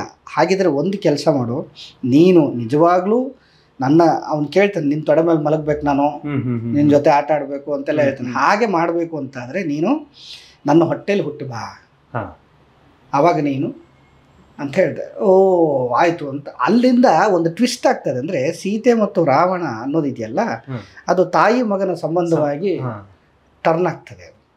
ಅಂದರೆ ನೋಡಿ, ಯಾವುದೇ ಕಲಾಕೃತಿ ಒಬ್ಬ ಚಿತ್ರಕಾರನಿಂದ ಒಂದು ಚಿತ್ರವೋ ಒಂದು ಸ್ಕಲ್ಪ್ಚರೋ ಅಥವಾ ಒಂದು ರಂಗಕೃತಿಯೋ ಆದರೆ ಅದು ಅವನ ಕೂಸು, ಅವನಿಂದ ಏನದು ಒಂದು ಆಕೃತಿ ಪಡೆದದ್ದೆಲ್ಲವೂ ಸಹ ಅವನ ಸೃಷ್ಟಿ ಅಂದ್ರೆ ಏನಾಯ್ತಲ್ಲಿ ಒಂದು ತಾಯಿ ಮಗನೋ ತಂದೆ ಮಗನೋ ಆ ರೀತಿಯ ರಿಲೇಷನ್ ಬರ್ತದೆ. ಇದು ಅವಳು ಬರ್ದದ್ದ. ಸೊ ದಿಸ್ ಇಸ್ ನನ್ನ ಸೃಷ್ಟಿ. ಹಾಗಿದ್ರೆ ನೀನು ನನ್ನ ಮಗ ಆಗಿ ಬಾ, ಅವಾಗ ನಿನ್ನನ್ನು ಗೆಲ್ಲೋಕೆ ಇಡೀ 3 ಲೋಕದಲ್ಲಿ ಯಾರು. ಅವಾಗ ಭಾಳ ಖುಷಿಯಾಗ್ಬಿಡುತ್ತೆ ರಾವಣನಿಗೆ. ಅವಳಿಗೆ ಹಾಲೆಲ್ಲ ಕುಡಿಸ್ತಾಳೆ ಅವಳು. ಆ ಟೈಮಲ್ಲಿ ರಾಮ ಬರ್ತಾನೆ. ರಾಮ ಬಂದಾಗ ಅಯ್ಯಯ್ಯೋ ರಾಮ ಬಂದ್ಬಿಟ್ಟ, ನೀನು ಇಲ್ಲಿದ್ರೆ ಕಷ್ಟ ಆಗುತ್ತೆ ಅಂತ ಹೇಳಿ ಮತ್ತೆ ಚಿತ್ರವಾಗಿಸ್ಬಿಡ್ತಾಳೆ. ಅದನ್ನು ಒಂದು ಕಡೆಗೆ ಬಚ್ಚಿಟ್ಬಿಡ್ತಾಳೆ. ರಾಮ ಬಂದವನಿಗೆ ಅನುಮಾನ ಶುರುವಾಗತ್ತೆ. ಈ ಮಂಚದ ಮೇಲೆ ಬೆಡ್ಶೀಟ್ ಎಲ್ಲ ಆಚೀಚೆ ಆಗಿದೆ, ಹೂವೆಲ್ಲ ಬಿದ್ದಿದೆ. ಅವಳು ಬಂದವಳು ಅದೆಲ್ಲ ಮಾಡಿರ್ತಾಳೆ, ಶೂರ್ಪನಖಿ ಬಂದವಳು. ಇದನ್ನೆಲ್ಲ ನೋಡಿ ಅನುಮಾನ ಆಗುತ್ತೆ, ಯಾರು ಬಂದಿದ್ರು? ನನ್ನ ಬಾಲ್ಯದ ಗೆಳತಿ. ಓಹೋ ಬಾಲ್ಯದ ಗೆಳತಿ ಬಂದವಳು ಹಂಗೆ ಹೋಗ್ಬಿಟ್ಲಾ? ಹಾಲು ಕುಡ್ದಿದ್ದೆಲ್ಲ ಬಿದ್ದಿದೆ, ಹೂ ಬಿದ್ದಿದೆ, ಈ ಥರ ಎಲ್ಲ ಮಾಡಿ ಹೋಗ್ತಾರೆ ಬಾಲ್ಯದ ಗೆಳತಿಯರು, ನಿಜ ಹೇಳು ಅಂತೆಲ್ಲ ಹೇಳುವಾಗ ಅವಳು ಹಿಂಸೆ ಕೊಡ್ತಾನೆ, ಅನುಮಾನ ಪಡ್ತಾನೆ, ಜೊತೆಗೆ ಹಿಂಸೆ ಕೊಡ್ತಾನೆ. ಇದು ಯಾರು ಮಾಡೋದು ಇದೆಲ್ಲ? ಒಬ್ಬ ಸಾಮಾನ್ಯ ಮನುಷ್ಯ. ಅಂದರೆ ರಾಮ ಬೇರೆ ಎಲ್ಲ ಹಾಗಿದ್ದವನು ಅಗ್ನಿ ಪರೀಕ್ಷೆ ಮಾಡಿ ಯಾಕೆ ಮಾಡಬೇಕಾಗಿತ್ತು? ಅವಾಗ್ಲೇನೆ ಅಲ್ಲೊಂದು ತುಂಬ ಒಳ್ಳೆ ಮಾತು, ಅಗ್ನಿ ಕೂಡ ಗಂಡಸೆ ಅನ್ನೋದು ಒಂದು ಮಾತು ಬರುತ್ತೆ. ಈಗ ನಾನು ಪತಿವ್ರತೆ ಅಲ್ವೋ ಅಂತ ಪರೀಕ್ಷೆ ಮಾಡ್ಲಿಕ್ಕೆ, ಸೀತೆ ಪರೀಕ್ಷೆ ಮಾಡ್ಲಿಕ್ಕೆ ರಾಮ ಅವಳನ್ನ ಅಗ್ನಿಗೆ ಹಾಕ್ತಾನೆ. ಅಗ್ನಿ ಯಾರು? ಅವನು ಗಂಡಸಲ್ವಾ? ಇಲ್ಲಿ ಕಾನ್ಫ್ಲಿಕ್ಟ್ಸ್ ಇದೆ ನೋಡಿ. ಇವಳು ಪತಿವ್ರತೆ ಅಂತ ಚೆಕ್ ಮಾಡ್ಲಿಕ್ಕೆ ಇನ್ನೊಬ್ಬ ಗಂಡಸ ಹತ್ರ ಬೀಳಿಸ್ಬೇಕು ಅವನು. ಈ ಥರದೆಲ್ಲ ಯೋಚನೆ ಮಾಡುವಾಗ ಭಾಳ ಕಷ್ಟ ಆಗ್ತದೆ. ಈ ಥರ ಎಲ್ಲಿ ನಿಲ್ಲಿಸಿದ್ದೆ ನಾನು? ರಾಮ ಬಂದ, ಇದೆಲ್ಲ ಆಯಿತು, ಅನುಮಾನ ಪಟ್ಟ. ಆವಾಗ ಅವಳು ಹಿಂಸೆ ಕೊಡುವಾಗ ಇವನಿಗೆ ತಡಿಯೋಕ್ಕಾಗೋದಿಲ್ಲ, ಚಿತ್ರದಲ್ಲಿರೋ ರಾವಣನಿಗೆ. ಅಯ್ಯೋ ನನ್ನ ಅಮ್ಮನನ್ನು ಇವನು ಇದು ಮಾಡ್ತಿದ್ದಾನಲ್ಲ ಅಂತೇಳಿ ಚಿತ್ರದಿಂದ ಈಚೆ ಬಂದ್ಬಿಡ್ತಾನೆ. ಬಂದು ಅಲ್ಲಿ ರಾವಣನಿಗೂ ಮತ್ತೆ ಯುದ್ಧ ಆಗ್ತದೆ. ಇಲ್ಲಿ ನಿಜವಾದ ರಾಮ ಯಾರು? ರಾವಣ. ಈ ರಾವಣ ಅನ್ನೋದು 2 ತತ್ವಗಳೇ ಹೊರತು, 2 ಸಿದ್ಧಾಂತಗಳೇ ಹೊರತು ಅಂದರೆ ಈ ಬ್ಲ್ಯಾಕ್ ಆ್ಯಂಡ್ ವೈಟ್ ಅಂತೀವಲ್ಲ ಆ ರೀತಿಯೇ ಹೊರತು ದೇ ಆರ್ ನಾಟ್ ದ ಏನು ರೂಪಗಳಲ್ಲ, ಪ್ರತಿಮೆಗಳಲ್ಲ. ಅವರು ಒಂದು ತತ್ವವಾಗಿ. ಹೌದೌದು, ನೀವು ರಾಮಾಯಣ ದರ್ಶನದಲ್ಲೂ ಇದನ್ನೇ ಕಾಣೋದು. ರಾವಣನಿಲ್ಲದೆ ರಾಮನಿಲ್ಲ, ಹಾಗೆ ರಾಮನಿಲ್ಲದೆ ರಾವಣನಿಲ್ಲ. ಇದು ಬದುಕಿನ ಎರಡು ಮುಖಗಳು, ಬೇರೆ ಬೇರೆ ಮುಖಗಳು. ಹಾಗೆ ರಾಮನಿಗೂ ಯುದ್ಧ ಆಗ್ತದೆ. ಅವನು ಈ ರಾಮನನ್ನು ಸೋಲಿಸ್ತಾನೆ ಅಲ್ಲಿ. ಅವಾಗ ಮತ್ತೆ ಲಕ್ಷ್ಮಣನ್ ಕರೀತಾನೆ ರಾಮ, ಅಣ್ಣ ತಮ್ಮ ಸೇರ್ಕೊಂಡು ಇಬ್ರು ಹೊಡಿತಾರೆ. ಇಬ್ರು ಹೊಡೆದಾಗ ಇವಳು ಸೀತೆ ಬಂದು ನಿಲ್ಲಿಸಿ ಅಂತ. ಅಲ್ಲಿಗೆ ಅವ್ರು ನಿಲ್ಲಿಸ್ಬಿಟ್ಟಿದ್ದಾರೆ, ಯಾರೋ ಬರದದ್ದು. ನಾನು ಅಲ್ಲಿಗೆ ನಿಲ್ಲಿಸಿ ಅವನ್ನ ತಡಿತಾಳೆ. ಯಾರು? ಸೀತೆ ತಡಿತಾಳೆ ಯಾರನ್ನ? ರಾಮ ಹೊಡೆಯಕ್ಕೆ ಬಂದಾಗ ಕೈ ಹಿಡ್ಕೊಳ್ತಾಳೆ. ಕೈ ಹಿಡ್ಕೊಂಡು ಅದನ್ನ ಮಣಿಸ್ತಾಳೆ. ಅದು ಡ್ರಾಮ್ಯಾಟಿಕ್ ಆಗಿ ಮಾಡಿದ್ದೇನೆ. ಸೀತೆ ರಾಮನ ಮಾತನ್ನ ಮೀರಿ ನಡೆಯೋದಿದೆಯಲ್ಲ, ಇದೊಂದು ದೊಡ್ಡ ಕ್ರಾಂತಿಕಾರಿ ವಿಷಯ. ಅದನ್ನ ನೋಡಿದವ್ರು ಯಾರು ಒಪ್ಕೊಳ್ಳೋದಿಲ್ಲ. ಅದನ್ನ ರಾಮ ಎಲ್ಲ ಗಂಡ ಹೆಂಡತಿರು ನಡುವಾಗ ಹೊಡೆಯಕ್ಕೆ ಹೋಗ್ತಾನೆ. ಕೈ ಹಿಡ್ಕೊತಾಳೆ, ಕೈ ಹಿಡ್ಕೊಂಡು ಮಣಿಸಿ ದೂರ ತಳ್ತಾಳೆ. ನಾನು ಬರೆದ ಚಿತ್ರ ನನ್ನ ಸೃಷ್ಟಿ ಅದ. ಅವಳು ಹೇಳೋ ಮಾತು, ನಾನು ಬರೆದಿರೋ ಚಿತ್ರ ನನ್ನ ಸೃಷ್ಟಿ, ಅದಕ್ಕೆ ಯಾರು ಧಕ್ಕೆ ಮಾಡೋ ಹಾಗಿಲ್ಲ. ತಾಯಿ ಮಗನ ಸಂಬಂಧಕ್ಕೆ ಯಾರು ಕಳಂಕ ಹಚ್ಚಬೇಡಿ. ಮತ್ತೆ ನಾನು ಮಾಡಿದ ಸೃಷ್ಟಿಯನ್ನು ಕಾಪಾಡಿಕೊಳ್ಳೋದು ಸಹ ನನ್ನ ಧರ್ಮ ಅಲ್ವೇ? ಈಗ ಒಂದು ತಾಯಿ ಮಗುವನ್ನು ಎಲ್ಲೆಲ್ಲೋ ಬಿಸಾಕ್ಲಿಕ್ಕೆ ಆಗೋದಿಲ್ಲ. ಆಗ ಆ ಮಗುವನ್ನು ರಾವಣನನ್ನು ಕರ್ಕೊಂಡು ಮತ್ತೆ ಅದೇ ಚಿತ್ರಪಟದ ಒಳಗಡೆ ಹೋಗಿ ಬಿಡ್ತಾಳೆ. ಇಬ್ರು ಸಹ ಹೋಗಿಬಿಡ್ತಾರೆ. ಇದು ನನ್ನ ಇಂಟರ್ಪ್ರಿಟೇಷನ್. ಈಗ ಅದೇ ನೀವು ಹೇಳ್ತಾ ಜಾನಪದ ವಿಚಾರಕ್ಕೆ ನೀವು ಹೇಳಿದ್ರಿ. ಈಗ ಅದೇ ನಮ್ಮಲ್ಲಿ ಅದೇ ನಾವೇನು ಪೌರಾಣಿಕ ಅಂತ ಕರಿಬೋದು, ಏನೇ ಕರೆದ್ರು ಪ್ರತಿಯೊಂದು ಕಥೆಯು ನನಗೆ ಅನ್ಸೋದೇನು ಅಂದರೆ ಯಾವುದು ಬರೆದ ಕಥೆಗಳಲ್ಲ, ಎಲ್ಲವೂ ಇಲ್ಲಿ ನಮ್ಮಲ್ಲಿ ಇದೆ, ನಮ್ಮಲ್ಲಿ ಎಲ್ಲೊಂದು ಕಡೆ ಇದೆ. ಆ ಕಥೆಯನ್ನೇ ನಾವು ಅದಕ್ಕೊಂದು ಮರುಸೃಷ್ಟಿಯೋ ಅಥವಾ ಇನ್ನೊಮ್ಮೆ ಅದು ಯಾರದೋ ಕೈಯಲ್ಲಿ ಯಾರದ್ದೋ ವಿಚಾರವಾಗಿ ಹೊಳೆದು ಅದು ಬರೆಸಿರ್ತದೆ ಅಂತೇಳಿ ಅಷ್ಟೇ. ನಾನೇನೋ ಒಂದು ಬರದೆ ಅಂದ್ರೆ ಅದು ನನ್ನ ಕಥೆ ಅನ್ನೋದಕ್ಕಿಂತ ಹೆಚ್ಚಾಗಿ ಸಮಾಜದಲ್ಲಿ ಯಾವುದೋ ಎಲ್ಲೋ ಘಟಿಸಿದೆ, ಅದು ನನ್ನಲ್ಲಿ ಅದು ಹುರುಳಿದೆ, ನಾನು ಅದನ್ನು ಬರೆದಿದ್ದೇನೆ ಅಂತ ಹೇಳಿ. ಹಾಗಿದ್ದಾಗ ಈಗ ಜಾನಪದ ಅನ್ನೋದು ನೀವು ಅದನ್ನು ಅಧ್ಯಯನ ಮಾಡ್ತೀರಿ ಅಂತೇಳಿ ಜಾನಪದ ಡಿಪ್ಲೊಮಾ ತಗೊಳ್ತೀರಿ. ನಾಟಕಕ್ಕೂ ಜಾನಪದ ಡಿಪ್ಲೊಮಾಕ್ಕೂ ಮತ್ತೆ ನೀವು ಯಕ್ಷಗಾನದ ಬಗ್ಗೆ ಕಲೆಯನ್ನು ಕಲ್ತಿದ್ದೀರಿ. ಇದು ಮೂರನ್ನ ಸಮ್ಮಿಳನ ಮಾಡ್ತೀರಾ ನಿಮ್ಮ ನಾಟಕಗಳಲ್ಲಿ ನೋಡುವಾಗ, ರಂಗಪ್ರಯೋಗಗಳು ನೋಡುವಾಗ ಇದರ ಮೂರು ನಾಟಕದಲ್ಲಿ ನಮಗೆ ಇದು ಮೂರದ್ದು ಒಂದೊಂದು ಛಾಯೆಗಳು ಕಾಣ್ಲಿಕ್ಕೆ ಸಿಗ್ತದೆ. ಅದು ಹೇಗೆ ಆ ಪ್ರಯೋಗ ಹೇಗೆ ತರ್ತೀರಾ ಅಂತೇಳಿ, ಅಂದರೆ ಕತೆಗೆ ಅದನ್ನು ಒಗ್ಗಿಸುವುದು ಹೇಗೆ ಅಂತ ಪ್ರಯೋಗಗಳನ್ನು ಮೂರನ್ನು, ಜಾನಪದವನ್ನು ನಿಲ್ಲುವ ಭಂಗಿಯಲ್ಲಿರ್ಬೋದು, ಕಥನವನ್ನು ಕಟ್ಟುವ ಶೈಲಿ. ಈಗ ನೀವು ರಾಮಾಯಣವನ್ನು ಹೇಳ್ತಾನೋ ಅದರ ಹೇಳ್ತಾ ಬರ್ತೀರಿ, ರಾಮಾಯಣ ಒಂದು ಜಾನಪದವಾಗಿ ನಾವು ನೋಡಬೇಕು ಅನ್ನೋದಾದರೆ ಅದು ಹೇಗೆ ಅಂದರೆ, ಮೊದಲನೇದಾಗಿ ನಾವು ಈ ಸಿನಿಮಾ ಅಭಿನಯಕ್ಕೂ ರಂಗದ ಮೇಲೆ ಮಾಡುವ ಅಭಿನಯಕ್ಕೂ ವ್ಯತ್ಯಾಸ ಇದ್ದಾವೆ. ಭಾವಕೋಶ ಭಾವೋದಯ ಮಟ್ಟದಲ್ಲಿ ಎಲ್ಲವೂ ಒಂದೇ, ಅದರ ಪ್ರೆಸೆಂಟೇಷನ್ ಬದಲಾಗುತ್ತೆ. ಅದನ್ನೇ ಬೇರೆ ಬೇರೆ ಭಾಷೆಯಲ್ಲಿ ಕರೀತಾರೆ. ಅಂದರೆ ರಿಯಲಿಸ್ಟಿಕ್ ಆ್ಯಕ್ಟಿಂಗ್ ಅಂತ ಕರೀತಾರೆ, ಸ್ಟೈಲೈಸೇಷನ್ ಅಂತಾರೆ, ಇನ್ನೊಂದು ಅಂತಾರೆ, ಮತ್ತು ಏನೇನೇನೇನೋ ಹೇಳ್ತಾರೆ. ನೀವು ಏನಾದರೂ ಮಾಡಿ ಮೂಲದಲ್ಲಿ ಭಾವ ಅನ್ನೋದು ಗಟ್ಟಿಯಾಗಿರಬೇಕು. ಅದಿಲ್ಲದೆ ಹೋದರೆ ನಾನು ಏನೇ ಸರ್ಕಸ್ ಮಾಡಿದ್ರೂ ಅದು ವೇಸ್ಟೇ. ಆದರೆ ರಂಗದ ಮೇಲೆ ಮಾಡುವಾಗ ಸ್ವಲ್ಪ ಶೈಲೀಕರಣ ಅನ್ನೋದು ಬೇಕಾಗ್ತದೆ. ಯಾಕಂದರೆ ಅಲ್ಲಿ ಕೂತಿರುವ ಜನಕ್ಕೆ ನನ್ನ ಭಾವ, ನನ್ನ ಅಭಿನಯ ಕಾಣಿಸೋದಿಲ್ಲ. ಸೊ ಹಾಗಾಗಿ ನಾನು ಸ್ವಲ್ಪ ಎಕ್ಸಾಜರೇಟ್ ಮಾಡಲೇಬೇಕಾಗತ್ತೆ. ಒಂದು ಅದಕ್ಕೆ ಸಹಾಯವಾಗುವುದು ನನ್ನ ಜನಪದ, ನನ್ನ ಮೂಲ ನೆಲೆಯಲ್ಲಿ ಏನೇನು ಆರ್ಟ್ ಫಾರ್ಮ್ಗಳಿದ್ದಾವೋ ಅವು. ಅದಕ್ಕಾಗಿ ಅವುಗಳನ್ನು ನಾನು ಇದಕ್ಕೆ ಒಗ್ಗಿಸ್ಕೊಳ್ತೇನೆ ವಿನಃ ಬೇರೆ ಇನ್ಯಾವ ಇದು ಇಲ್ಲ. ಮತ್ತು ಅವೆಲ್ಲವೂ ಈ ಭಾಷೆ ಅನ್ನೋದೇ ಒಂದು ಕಾವ್ಯ. ಆ ಕಾವ್ಯಕ್ಕೆ ನಾವು ಕಾವ್ಯ ಗುಣವನ್ನು ತರಬೇಕು ಅಂತಾದರೆ ನಾವು ಮಾಡುವ ಅಭಿನಯದಲ್ಲೂ ಒಂದು ಕಾವ್ಯಾತ್ಮಕತೆ ಇರಬೇಕಾಗ್ತದೆ, ಒಂದು ಪೊಯೆಟಿಕ್ ಸ್ಟೈಲ್ ಬೇಕಾಗುತ್ತೆ. ನಾನು ಹೇಳಬೇಕಾದ್ರೂ ಸಹ ಈಗ ನಾನು ಮಾತಾಡುವಾಗ ನಮಗೆ ಗೊತ್ತಿಲ್ಲದ ಹಾಗೆ ನನ್ನ ಭಾಷೆ, ನನ್ನ ಕಣ್ಣು, ನನ್ನ ಕೈ ಏನೇನೋ ಆ್ಯಕ್ಟ್ ಮಾಡುತ್ತೆ. ಇದನ್ನೇ ಸ್ವಲ್ಪ ಎಕ್ಸಾಜರೇಟ್ ಮಾಡಿದ್ರೆ ಅದು ನಾಟ್ಯವಾಗ್ತದೆ. ಇಷ್ಟೇ ವ್ಯತ್ಯಾಸ ಇರೋದು. ಹಾಗಾಗಿ ಆ ರೀತಿ ನಾನು ಮಾಡಿಸ್ತೇನೆ, ಅಷ್ಟೇ ವಿಷಯ, ಇನ್ನೇನಿಲ್ಲ. ಅಂದರೆ ನೀವು ನಿನಾಸಮಿಗೆ ಹೋಗಿ ನೀವು ಕಲಿತೀರಿ. ಆ ಪಯಣ ಅಂತ ಹೇಳಿದ್ರೆ ನಿಮ್ಮ ವಿದ್ಯಾಭ್ಯಾಸ ಮತ್ತು ನಿನಾಸಂ ಕಡೆ ಸೆಳೆದ ಆ ಮಾರ್ಗವನ್ನು ಹೇಳೋದಾದರೆ ಹೇಗೆ ಏನು ಅಂತ 99ರಲ್ಲಿ ನಾನು BSc ಡಿಗ್ರಿ ಓದ್ತಿದ್ದೆ. ಇದೇ ಬೆಂಗಳೂರಿನಲ್ಲಿ. ನನಗೆ ನನ್ನ ತಂದೆ ನನ್ನನ್ನು ಡಾಕ್ಟರ್ ಮಾಡಬೇಕು ಅಂತ ಭಾಳ ಆಸೆ ಪಟ್ಟಿದ್ರು. ಆಗ ಹೈಸ್ಕೂಲಲ್ಲಿ ಅವ್ರು ತೀರ್ಕೊಂಡ್ಬಿಟ್ರು ನಾನು ಹೈಸ್ಕೂಲ್ ಓದುವಾಗ. ಅಲ್ಲಿಂದ ನಮ್ಮ ಏನದ ಒಂದು ರೀತಿ ನಾನು ಈಗ ಇಲ್ಲಿ ಕೂತಿದ್ದೀನಿ ಅಂತಂದರೆ ಎಲ್ಲದಕ್ಕೂ ಒಂದು ಕಾರಣ ಅಂತ ಇರ್ತದೆ ನೋಡಿ, ಕಾರ್ಯಕಾರಣ ಅಂತ. ಬಹುಶಃ ನಮ್ಮಪ್ಪ ಸತ್ತದಕ್ಕೆ ನಾನು ಇಲ್ಲಿ ಕೂತಿದ್ದೀನಿ. ಈ ಮಾತನ್ನು ನಾನು ಸುಮಾರು ಕಡೆ ಹೇಳ್ತೀನಿ. ಯಾಕೆ ಅಂತಂದರೆ ಆ ಸಾವು ಅನ್ನೋದು ಮನುಷ್ಯನನ್ನು ಬದುಕಿಸ್ತದೆ. ನಾವೆಲ್ಲ ಸಾವಿನ ಯೋಚನೆಯಲ್ಲೇ ಬದುಕ್ತಾ ಇದ್ದೇವೆ. ಯಾಕೆ ಬದುಕ್ತಿದ್ದೀವಿ ಅಂತಂದರೆ ಸಾಯೋದಕ್ಕೆ ಬದುಕ್ತಾ ಇದ್ದೇವೆ ಅಷ್ಟೇ, ಇದೇನಿಲ್ಲ. ಈ ಸಾವು ಅನ್ನೋದು ನನ್ನ ಯೋಚನೆ ಮಾಡಲಿಕ್ಕೆ ಹಚ್ಚಿಸ್ತದೆ. ಹಾಗೆ ಅದು ನನ್ನ ಬದುಕಿನ ದಿಕ್ಕನ್ನು ಬದಲಾಯಿಸ್ತು. ಈಗ ಹಾಗೆ ಅದು ಡಾಕ್ಟರ್ ಆಗಬೇಕು ಅಂದ್ಕೊಂಡು ಏನೇನೋ ಅಂದರೆ CET ಬರೆದೆ, CET ಎಲಿಜಿಬಿಲಿಟಿ ಸಿಗಲಿಲ್ಲ, ಇಂಜಿನಿಯರಿಂಗ್ ಸಿಕ್ತು. ಇಂಜಿನಿಯರಿಂಗ್ ಹೋಗ್ಲಿಕ್ಕೆ ಆಗಲಿಲ್ಲ ನನಗೆ. ಎಲ್ಲರೂ BScಗೆ ಡಿಗ್ರಿಗೆ ಸೇರ್ತಾಯಿದ್ರು, ನಾನು ಸೇರಿಕೊಂಡೆ. ಅದೊಂದು ದೊಡ್ಡ ಕುರಿ ಮಂದೆ ಆಯಿತಾ. 150-160 ಜನ ಒಂದು ಬ್ಯಾಚಲ್ಲಿ.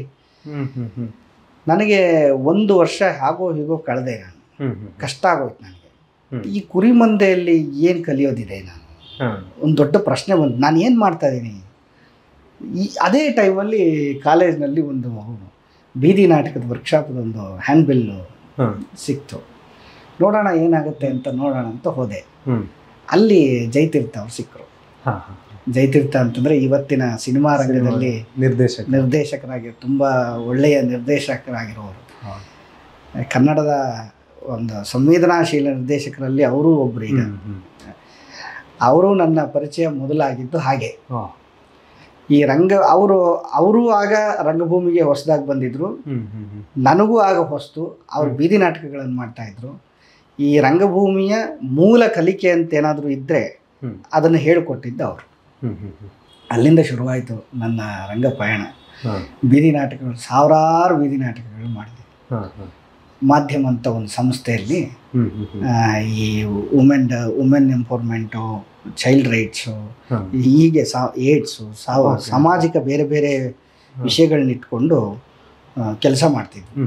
ಅದರ ಬಗ್ಗೆ ನಾಟಕಗಳನ್ನು ಮಾಡ್ತಿದ್ವಿ. ಬೆಂಗಳೂರಿನ ಎಲ್ಲ ನಾವು ಹೋಗದೇ ಇರೋ ಸ್ಲಮ್ಗಳೇ ಇಲ್ಲ. ಅಷ್ಟು ನಾಟಕಗಳನ್ನೆಲ್ಲ ಮಾಡಿದ ಮೇಲೆ ನೀನಾಸಂಗೆ ಹೋಗಬೇಕು ಅಂತ ಆಯಿತು. ಅದು ಏನು ಅಂತಲೂ ಗೊತ್ತಿರಲಿಲ್ಲ. ಅವರೇ ಹೇಳಿದ್ದು ನನಗೆ, ಜಯತೀರ್ಥ ಅವರೇ ಹೇಳಿದ್ದು, ನೀನಾಸಂ ಅಂತದೆ ಒಂದು ಹೋಗು ಅಂತ. ಏನದು ಅಂತ ಹೋದೆ, ಸೆಲೆಕ್ಟ್ ಆದೆ. 1 ವರ್ಷನೂ ಕಳೆದೆ ಅಲ್ಲಿ. ಅದಾದಮೇಲೆ ನನಗೆ ಕಾಲೇಜ್ ಬಿಟ್ಬಿಟ್ಟೆ. 2ನೇ ವರ್ಷದಲ್ಲಿ ಕಾಲೇಜ್ ಬಿಟ್ಬಿಟ್ಟೆ. ಏನು ಮಾಡ್ತೀಯ? ನಾಟಕ ಮಾಡ್ತೀನಿ. ಆವಾಗ ಬೀದಿ ನಾಟಕ ಮಾಡ್ತಾ ಇದ್ದೆ ನಾನು. ಏನು ಅದರಿಂದ ಏನು ದುಡ್ಡೇನು ಸಿಗ್ತಾ ಇರಲಿಲ್ಲ, ಊಟ ಸಿಗ್ತಿತ್ತು ನನಗೆ, ಅದೇ ದೊಡ್ಡದು ನನಗೆ. ಮತ್ತು ನಿಜವಾಗ್ಲೂ ಕಾಲೇಜಲ್ಲಿ ಕಲಿಯೋದು ಏನೂ ಇಲ್ಲ ಅನಿಸ್ಬಿಡ್ತು ನನಗೆ. ಈ ಬದುಕುವುದು ಅನ್ನೋದು ಯಾವಾಗಲೂ ಬೀದಿಯಲ್ಲಿರುತ್ತೆ, 4 ಗೋಡೆಗಳ ಮಧ್ಯೆ ಇರೋದಿಲ್ಲ. ಗಾಂಧೀಜಿ ಹೇಳಿದ್ದು ಅದನ್ನೇ ಅಲ್ವೇ. ಅಂದರೆ ಯಾವುದು ಬದುಕನ್ನು ಕಲಿಸ್ಕೊಡುತ್ತೋ ಅದು ಶಿಕ್ಷಣ. ಬದುಕು ಕಲಿಸ್ಕೊಡದೇ ಇರೋದು ಅದು ಹೇಗೆ ಶಿಕ್ಷಣ ಆಗ್ತದೆ ಗೊತ್ತಿಲ್ಲ. ಅದು ನನಗೆ ಭಾಳ ಅನ್ನಿಸ್ತು ಸಹ. ಮತ್ತು ಅದನ್ನು ನಾನು ಸಂಪೂರ್ಣವಾಗಿ ತೊಡಗಿಸ್ಕೊಂಡ್ಬಿಟ್ಟೆ ಅಷ್ಟೇ. ಇದು ನನ್ನ ಬದುಕು ಆಯ್ತು. ಮುಂದೆ ಏನು? ಅಲ್ಲಿದ್ದಾಗಲೇ ನಾನು ಜಾನಪದ ಡಿಪ್ಲೊಮಾ ಮಾಡಿಕೊಂಡೆ. ಆಮೇಲೆ ನೀನಾಸಂಗೆ ಹೋದ್ದು. ಈ ಕಾಲೇಜೆಲ್ಲ ಬಿಟ್ಟೆ, ನೀನಾಸಂಗೆ ಹೋದೆ. 1 ವರ್ಷ ಅಲ್ಲಿದ್ದೆ, ಸ್ಟೂಡೆಂಟ್ ಆಗಿದ್ದೆ. ಆ ಕಲಿಕೆ, ಆ ಗ್ರಹಿಕೆಯೇ ಬೇರೆ. ಬೀದಿಯಿಂದ ನಾನು ಒಂದು ಸ್ವಲ್ಪ ಅಪ್ಗ್ರೇಡ್ ಅಂತ ರಂಗಕ್ಕೆ ಬಂದದ್ದು. ಅಲ್ಲಿಗೆ ಬರೋಕ್ಕಿಂತ ಮುಂಚೆನೇ ಸಮಷ್ಟಿ ಅಂತ ಹೇಳಿ ನಾವು ಒಂದು ತಂಡ ಕಟ್ಟಿದ್ವಿ 2000ರಲ್ಲಿ. ಈಗ ಅದು ಮುಂದಿನ ವರ್ಷಕ್ಕೆ 25 ವರ್ಷ. ಹಾಗೆ ನಾನು ರಂಗಭೂಮಿಗೆ ಬಂದು 25 ವರ್ಷ. 25 ವರ್ಷ ರಂಗಭೂಮಿಲಿ ಕಳೆದ್ಬಿಟ್ಟೆ ನಾನು.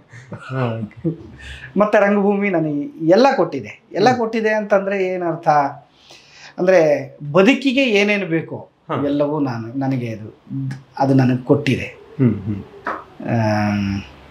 ಅಲ್ಲಿಂದ 1 ವರ್ಷ ಅಲ್ಲಿ ಕಲ್ತಾದ್ಮೇಲೆ ಅಲ್ಲೇ ಒಂದು ತಿರುಗಾಟ ಅಂತ ಮಾಡ್ತಾರೆ, ತಿರುಗಾಟ. ಅಲ್ಲಿ 1 ವರ್ಷ ತಿರುಗಾಟ ಮಾಡಿದೆ. ಮತ್ತು ಅಲ್ಲಿಯೂ ಸಹ ಸಾಕಾಗೋದಿಲ್ಲ ಅನಿಸ್ತು. ಅಂದರೆ ಅದು ಒಂದು ರುಚಿ ಹತ್ಬಿಟ್ರೆ ಇಲ್ಲ ಇದೇನೋ ಇದೆ ಹುಡುಕೊಂಡು ಹೋಗಿ ಕಲಿಯೋದಿದೆಯಲ್ಲ, ಅದು ಕೊಡುವ ಮಜಾ ಬೇರೆ.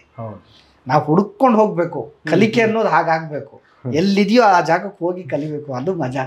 ಮತ್ತೆ ಅದೊಂದು ವಯಸ್ಸು ಸಹ, ಅಂದರೆ ಎಕ್ಸ್ಪ್ಲೋರ್ ಮಾಡಲಿಕ್ಕೆ. ಅದು ಹೋದೆ, ತಿರುಗಾಟ ಆಯಿತು. ತಿರುಗಾಟ ಆದಮೇಲೆ ಮತ್ತೇನೋ ಕಲಿಬೇಕು ಅನ್ನಿಸ್ತು. ಕುಡಿಯಟ್ಟಂ ಕಲಿಯೋಣ ಅಂತ ಅನ್ನಿಸ್ತು. ಆದರೆ ನನಗೆ ಅಲ್ಲಿ ಅಷ್ಟು ಕೇರಳಕ್ಕೆ ಹೋಗಿ ಕಲಿಯೋಷ್ಟು ಆರ್ಥಿಕವಾಗಿ ಅಷ್ಟು ಚೆನ್ನಾಗೂ ಇರಲಿಲ್ಲ, ಮತ್ತು ಕಷ್ಟ ಆಯ್ತು ಅಲ್ಲಿ. ಅದಕ್ಕೆ ಕೇಂದ್ರಕ್ಕೆ ಹೋದೆ, ಉಡುಪಿ ಯಕ್ಷಗಾನ ಕೇಂದ್ರಕ್ಕೆ ಹೋದೆ. ಉಡುಪಿ ಯಕ್ಷಗಾನ ಕೇಂದ್ರದಲ್ಲಿ ಗುರುಕುಲದಲ್ಲಿ 1 ವರ್ಷ ಯಕ್ಷಗಾನದ ಅಭ್ಯಾಸ ಆಯಿತು. ಅಲ್ಲಿಂದ ಮತ್ತೆ ವಾಪಸ್ ಬೆಂಗಳೂರಿಗೆ ಬಂದೆ. ಏನು ಮಾಡೋದು ನೆಕ್ಸ್ಟು ಗೊತ್ತಿಲ್ಲ. ಆದರೆ ಆಮೇಲೆ ನಾನು ಈ ರಿಮೈಂಡ್ ಹೋಮ್ಗೆ 1-2 ವರ್ಷ ಮಕ್ಕಳ ರಿಹ್ಯಾಬಿಟೇಷನ್ಗೋಸ್ಕರ ನಾನು ಅಲ್ಲಿ ಕೆಲಸ ಮಾಡಿದೆ. ಅದು ನನಗೆ ಅದೊಂದು ಎಕ್ಸ್ಪೀರಿಯನ್ಸ್ ಬಿಟ್ಟರೆ ಅಲ್ಲಿ ನಾನೇನೋ ಬದಲಾವಣೆ ಮಾಡಿಬಿಟ್ಟೆ ಅಂತ ದೇವರಾಣೆ ನನಗೆ. ಅಲ್ಲಿ ನೀವು ಕಲ್ತದ್ದೇನು? ನಾನು ಕಲ್ತದ್ದೇನು ಅಂತಂದರೆ, ಅಲ್ಲಿರೋ ಮಕ್ಕಳು ಎಂತೆಂಥ ವಯಸ್ಸಿನಲ್ಲಿ ಏನೇನೋ ಮಾಡಿ ಬಂದುಬಿಟ್ಟಿರ್ತಾರೆ. ಒಂದು ರೀತಿ ನನ್ನ ಬದುಕಿನ ಅನುಭವಗಳಿಗಿಂತ ಅವರು ತುಂಬ ಕಲರ್ಫುಲ್ ಆಗಿದ್ದಾರೆ ಅಂತ ಅನಿಸ್ಬಿಟ್ಟು. ಅವರಿಗೆ ಬದುಕಿನ ಬಗ್ಗೆ ಯಾವ ಭಯವೂ ಇಲ್ಲ, ಮತ್ತು ಅವರಿಗೆ ಅದು ಅಪರಾಧ ಅನ್ನೋದು ಗೊತ್ತಿರಲ್ಲ. ಅವರು ಯಾರೋ ಹೇಳಿದ್ದಕ್ಕೋ ಅಥವಾ ಯಾವುದೋ ಉನ್ಮಾದದಲ್ಲಿ ಮಾಡಿರ್ತಾರೆ. ಒಂದು ರೀತಿ ಈ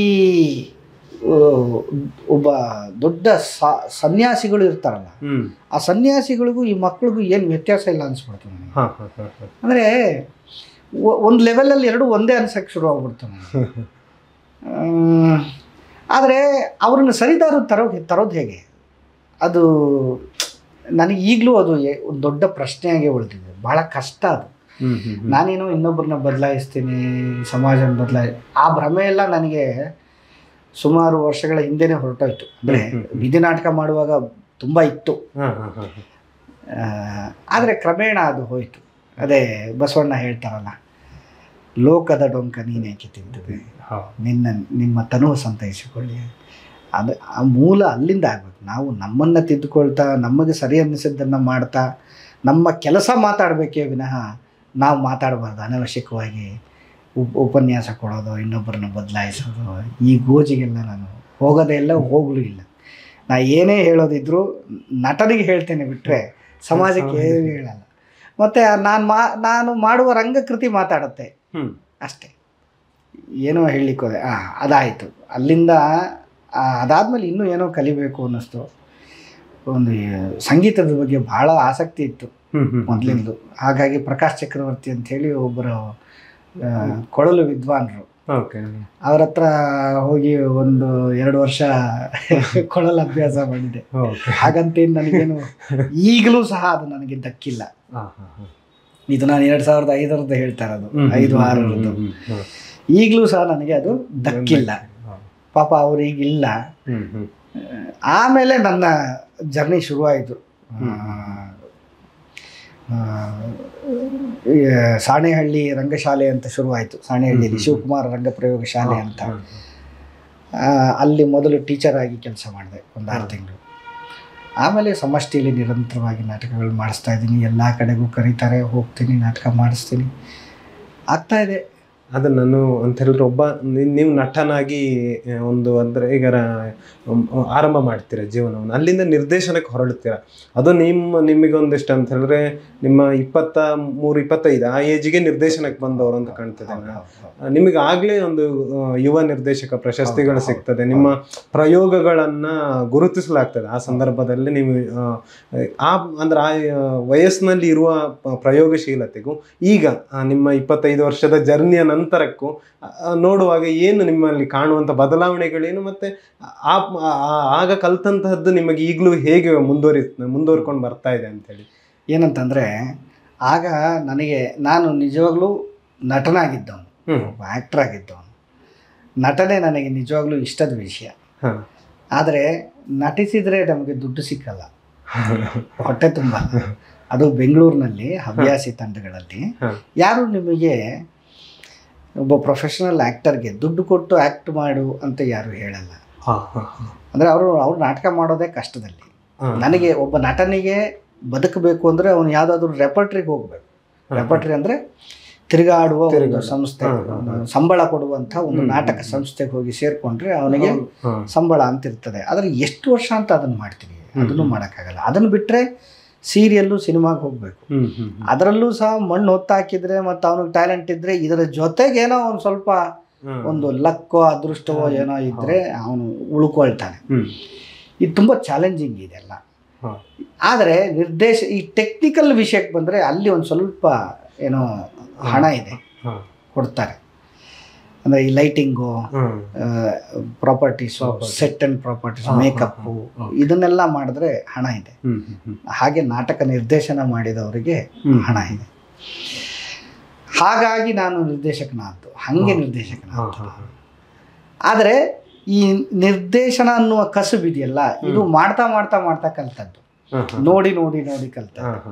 ಅಂದರೆ ನನ್ನ ಗುರುಗಳು ಹೇಳಿಕೊಟ್ಟದ್ದು, ನೋಡಿದ್ದು, ಆಡಿದ್ದು, ಇದನ್ನೆಲ್ಲ ಗ್ರಹಿಸ್ತಾ ಒಬ್ಬ ನಿರ್ದೇಶಕನಿಗೆ ಈ ಒಂದು ನಾಟಕ ಮಾಡಿಸುವಾಗ ರಂಗಕೃತಿಯಿಂದ ಹಿಡಿದು ನಟ, ಲೈಟಿಂಗು, ಮೇಕಪ್ಪು, ಸೆಟ್ಟು, ಕಾಸ್ಟ್ಯೂಮು, ಇದೆಲ್ಲದರ ಅರಿವು ಇದ್ದರೆ ಮಾತ್ರ ಅವನು ಕಡೆಗೊಂದು ಕಾಣಿಕೆ ಅಂತಾರಲ್ಲ, ಒಂದು ದರ್ಶನ ಅಂತಾರಲ್ಲ, ಅದನ್ನೇನೋ ಮಾಡ್ಲಿಕ್ಕೆ ಸಾಧ್ಯ ಆಗತ್ತೆ.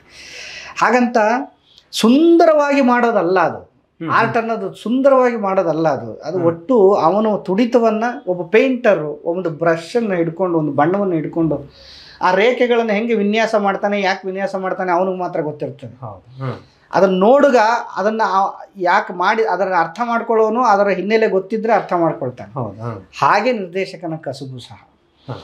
ಇಲ್ಲಿ ಭಾವಗಳೇ ಬಣ್ಣ, ಕಾಯವೇ ಕುಂಚ. ಅಂದರೆ ಭಾವಗಳ ಜೊತೆ ಆಟ ಆಡ್ತಾನೆ, ದೇಹದ ಜೊತೆ ಆಟ ಆಡ್ತಾನೆ. ನಮಗೆ ಕ್ಯಾನ್ವಾಸ್ ಯಾವುದು? ರಂಗಸ್ಥಳವೇ ಕ್ಯಾನ್ವಾಸ್. ಆದರೆ ಇದು ಎಲ್ಲದನ್ನು ಯಾವುದರ ಮೇಲೆ ಆಡ್ತಾನೆ? ತಾನು ಕಟ್ಟುವ ರಂಗಕೃತಿಯ ಇಟ್ಕೊಂಡು ಚಿತ್ರವನ್ನು ಬಿಡಿಸ್ತಾನೆ. ಅದೊಂದು ಸುಂದರವಾದ ಒಂದು ಆಯಕಟ್ಟನ್ನು ನಿರ್ಮಿಸಿ ಅದರೊಳಗಡೆ ನಟರಗಳನ್ನು ತುಂಬಿಸಿ ಅಷ್ಟೇ ಆಗೋದಿಲ್ಲ, ಅದರ ಮೂಲಕ ನಾನು ಜನಗಳಿಗೆ ತಲುಪಿಸ್ತೇನೆ ಅನ್ನೋದು ಬಹಳ ಮುಖ್ಯ. ಇಲ್ಲಿ ತುಂಬಾ ಕೆಲಸ ಇದೆ. ಎಷ್ಟೊತ್ತು ಪ್ರೇಕ್ಷಕ ಕೂತು ನೋಡ್ತಾನೆ, ಅವನಿಗೆ ಏನೊಂದು ತಲುಪಬೇಕು. ಅದೇ ನನಗೆ ಅನ್ನಿಸ್ತಾ ಇದ್ದಿದ್ದು, ಈಗ ಮಾಸ್ ಆಡಿಯನ್ಸ್ ಅಂತ ಕರಿತೇವೆ.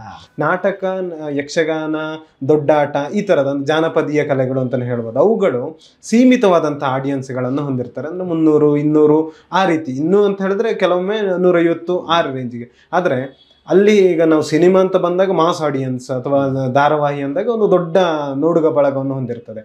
ಇಲ್ಲಿಗೂ ನಾವಿಲ್ಲಿ ಸಣ್ಣ ಮಟ್ಟಿನ ಜನ ಆದರೂ ಅವರಿಗನ್ನ ತಲುಪ್ತದೆ.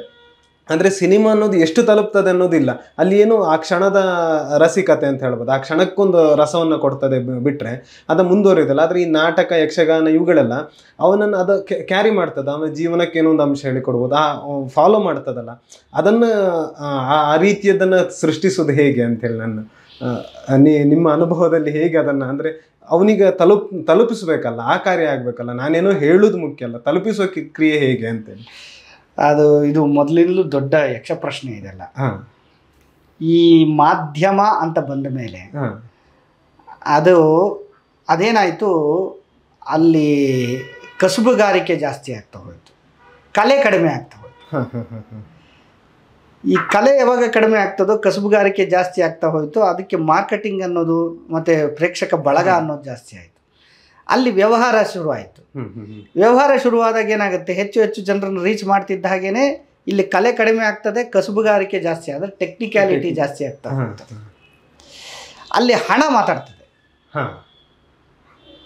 ನೀ ಹೇಗೆ ಒಬ್ಬ ಪ್ರೇಕ್ಷಕನನ್ನು ಹಿಡ್ಕೊಬಂದು ಕೂರಿಸಿ ಅವನ ಕಡೆಯವರೆಗೂ ಅಂತ ಬಾಯಿ ತಗೊಂಡು ನೋಡೋಂಗೆ ಮಾಡಿ ಕಳಿಸೋದು. ಆದರೆ ಸಿನಿಮಾಗಳೆಲ್ಲ ಮಾಡ್ತಾ ಇರೋದು ಹಾಗೇನೆ. ಈಗ ಅದರಲ್ಲಿ ಒಳ್ಳೆಯ ಸಿನಿಮಾಗಳು, ಕೆಟ್ಟ ಸಿನಿಮಾಗಳು, ಅದು ಬೇರೆ ವಿಷಯ ಬಿಡಿ. ಆದರೆ ಈಗಂತೂ ಕಮರ್ಷಿಯಲ್ ಸಿನಿಮಾ ಅಂತೇನಿದೆಯೋ ಅದರಲ್ಲಿರೋವಂಥ ಎರಡೇ ವಿಷಯಗಳು, ಒಂದು ಸೆಕ್ಸ್ ಆ್ಯಂಡ್ ಒಂದು ಸೆಕ್ಸು, ಇನ್ನೊಂದು ಕ್ರೈಮ್. ಇಷ್ಟನ್ನು ಇಟ್ಕೊಂಡು ಅವ್ರು ಏನೋ ಒಂದು ಕಟ್ತಾ ಹೋಗ್ತಾರೆ, ನೋಡೋ ಹಂಗೆ ಮಾಡ್ತಾರೆ. ಅದು ಯಾವಾಗಲೂ ಸೇಲೆಬಲ್ ವಸ್ತುಗಳು. ಆದರೆ ಒಂದು ನಾಟಕಕ್ಕೆ ಬರುವ ಆಡಿಯನ್ಸ್ ಇದೆಯಲ್ಲ, ಅದು ಬೇರೆದೇ ಪ್ರೇಕ್ಷಕ ವರ್ಗ. ಅದನ್ನೇ ನಾಟ್ಯಶಾಸ್ತ್ರದಲ್ಲಿ ಸಹೃದಯ ಪ್ರೇಕ್ಷಕರು ಅಂತ ಕರೆಯೋದು. ಇವತ್ತಿನ ಸಹೃದಯ ಪ್ರೇಕ್ಷಕರನ್ನು ಹುಡುಕೋದು ಭಾಳ ಕಷ್ಟ ಇದೆ ಬಿಡಿ. ಮತ್ತು ಇನ್ನೊಂದು ಮುಖ್ಯ ಒಂದು ಭೇದ ಏನಿದೆ ಅಂತಂದರೆ, ಈ ಯಕ್ಷಗಾನವೋ ನಾಟಕವೋ ಇದನ್ನೆಲ್ಲ ಜೀವಂತ ಕಲೆ ಅಂತ ಕರೀತಾರೆ, live art. It's not A recorded art. ಅಂದರೆ ಈ ಸಿನಿಮಾ ಸೀರಿಯಲ್ಲು ಇವೆಲ್ಲ ರೆಕಾರ್ಡ್ ಆಗಿರುವಂಥ. ಇದನ್ನು 100 ವರ್ಷ ಬಿಟ್ಟು ನೀವು ಕ್ಯಾಸೆಟ್ ಹಾಕಿದ್ರು ಅದೇ ಹಾಡ್ತದೆ, ಅದನ್ನೇ ತೋರಿಸ್ತದೆ. ಆದರೆ ಒಬ್ಬ ನಟ ಇವತ್ತು ಮಾಡಿದವನು, ಇವತ್ತೊಂದು ಪಾತ್ರ ಮಾಡಿದವನು, ಅವನೇ ಅದೇ ಪಾತ್ರವನ್ನು 10 ವರ್ಷ ಬಿಟ್ಟು ಮಾಡಿದಾಗ ಅದೇ ನಟ, ಅವನ ಅರಿವು, ದೇಶ, ಕಾಲ, ಜ್ಞಾನ ಎಲ್ಲವೂ ಒಂದು ಬೆಳವಣಿಗೆ ಆಗಿರುತ್ತೆ. ಆಗ ಮಾಡುವ ಒಂದು ಇದು ಪ್ರಯೋಗವೇ ಬೇರೆ ಆಗಿರುತ್ತೆ. ಅದಕ್ಕೆ ಒಂದು. ಇನ್ನೊಂದು, ಇಲ್ಲಿ ಆಡುವವನು ಮತ್ತು ಮಾಡುವವನು ಮತ್ತು ನೋಡುವವನು ಒಟ್ಟಿಗೆ ಇರ್ತೇವೆ. ಇವನು ಉಸಿರು ಅವನಿಗೆ ತಾಗತ್ತೆ, ಅವನ ಉಸಿರು ಇವನಿಗೆ ತಾಗತ್ತೆ, ಇವನ ಕಣ್ಣು ಅವನ್ನ ನೋಡುತ್ತೆ, ಅವನ ಕಣ್ಣು ಇವನ್ನ ನೋಡುತ್ತೆ. ಯಾವ ಪರದೆಯೂ ಇಲ್ಲ.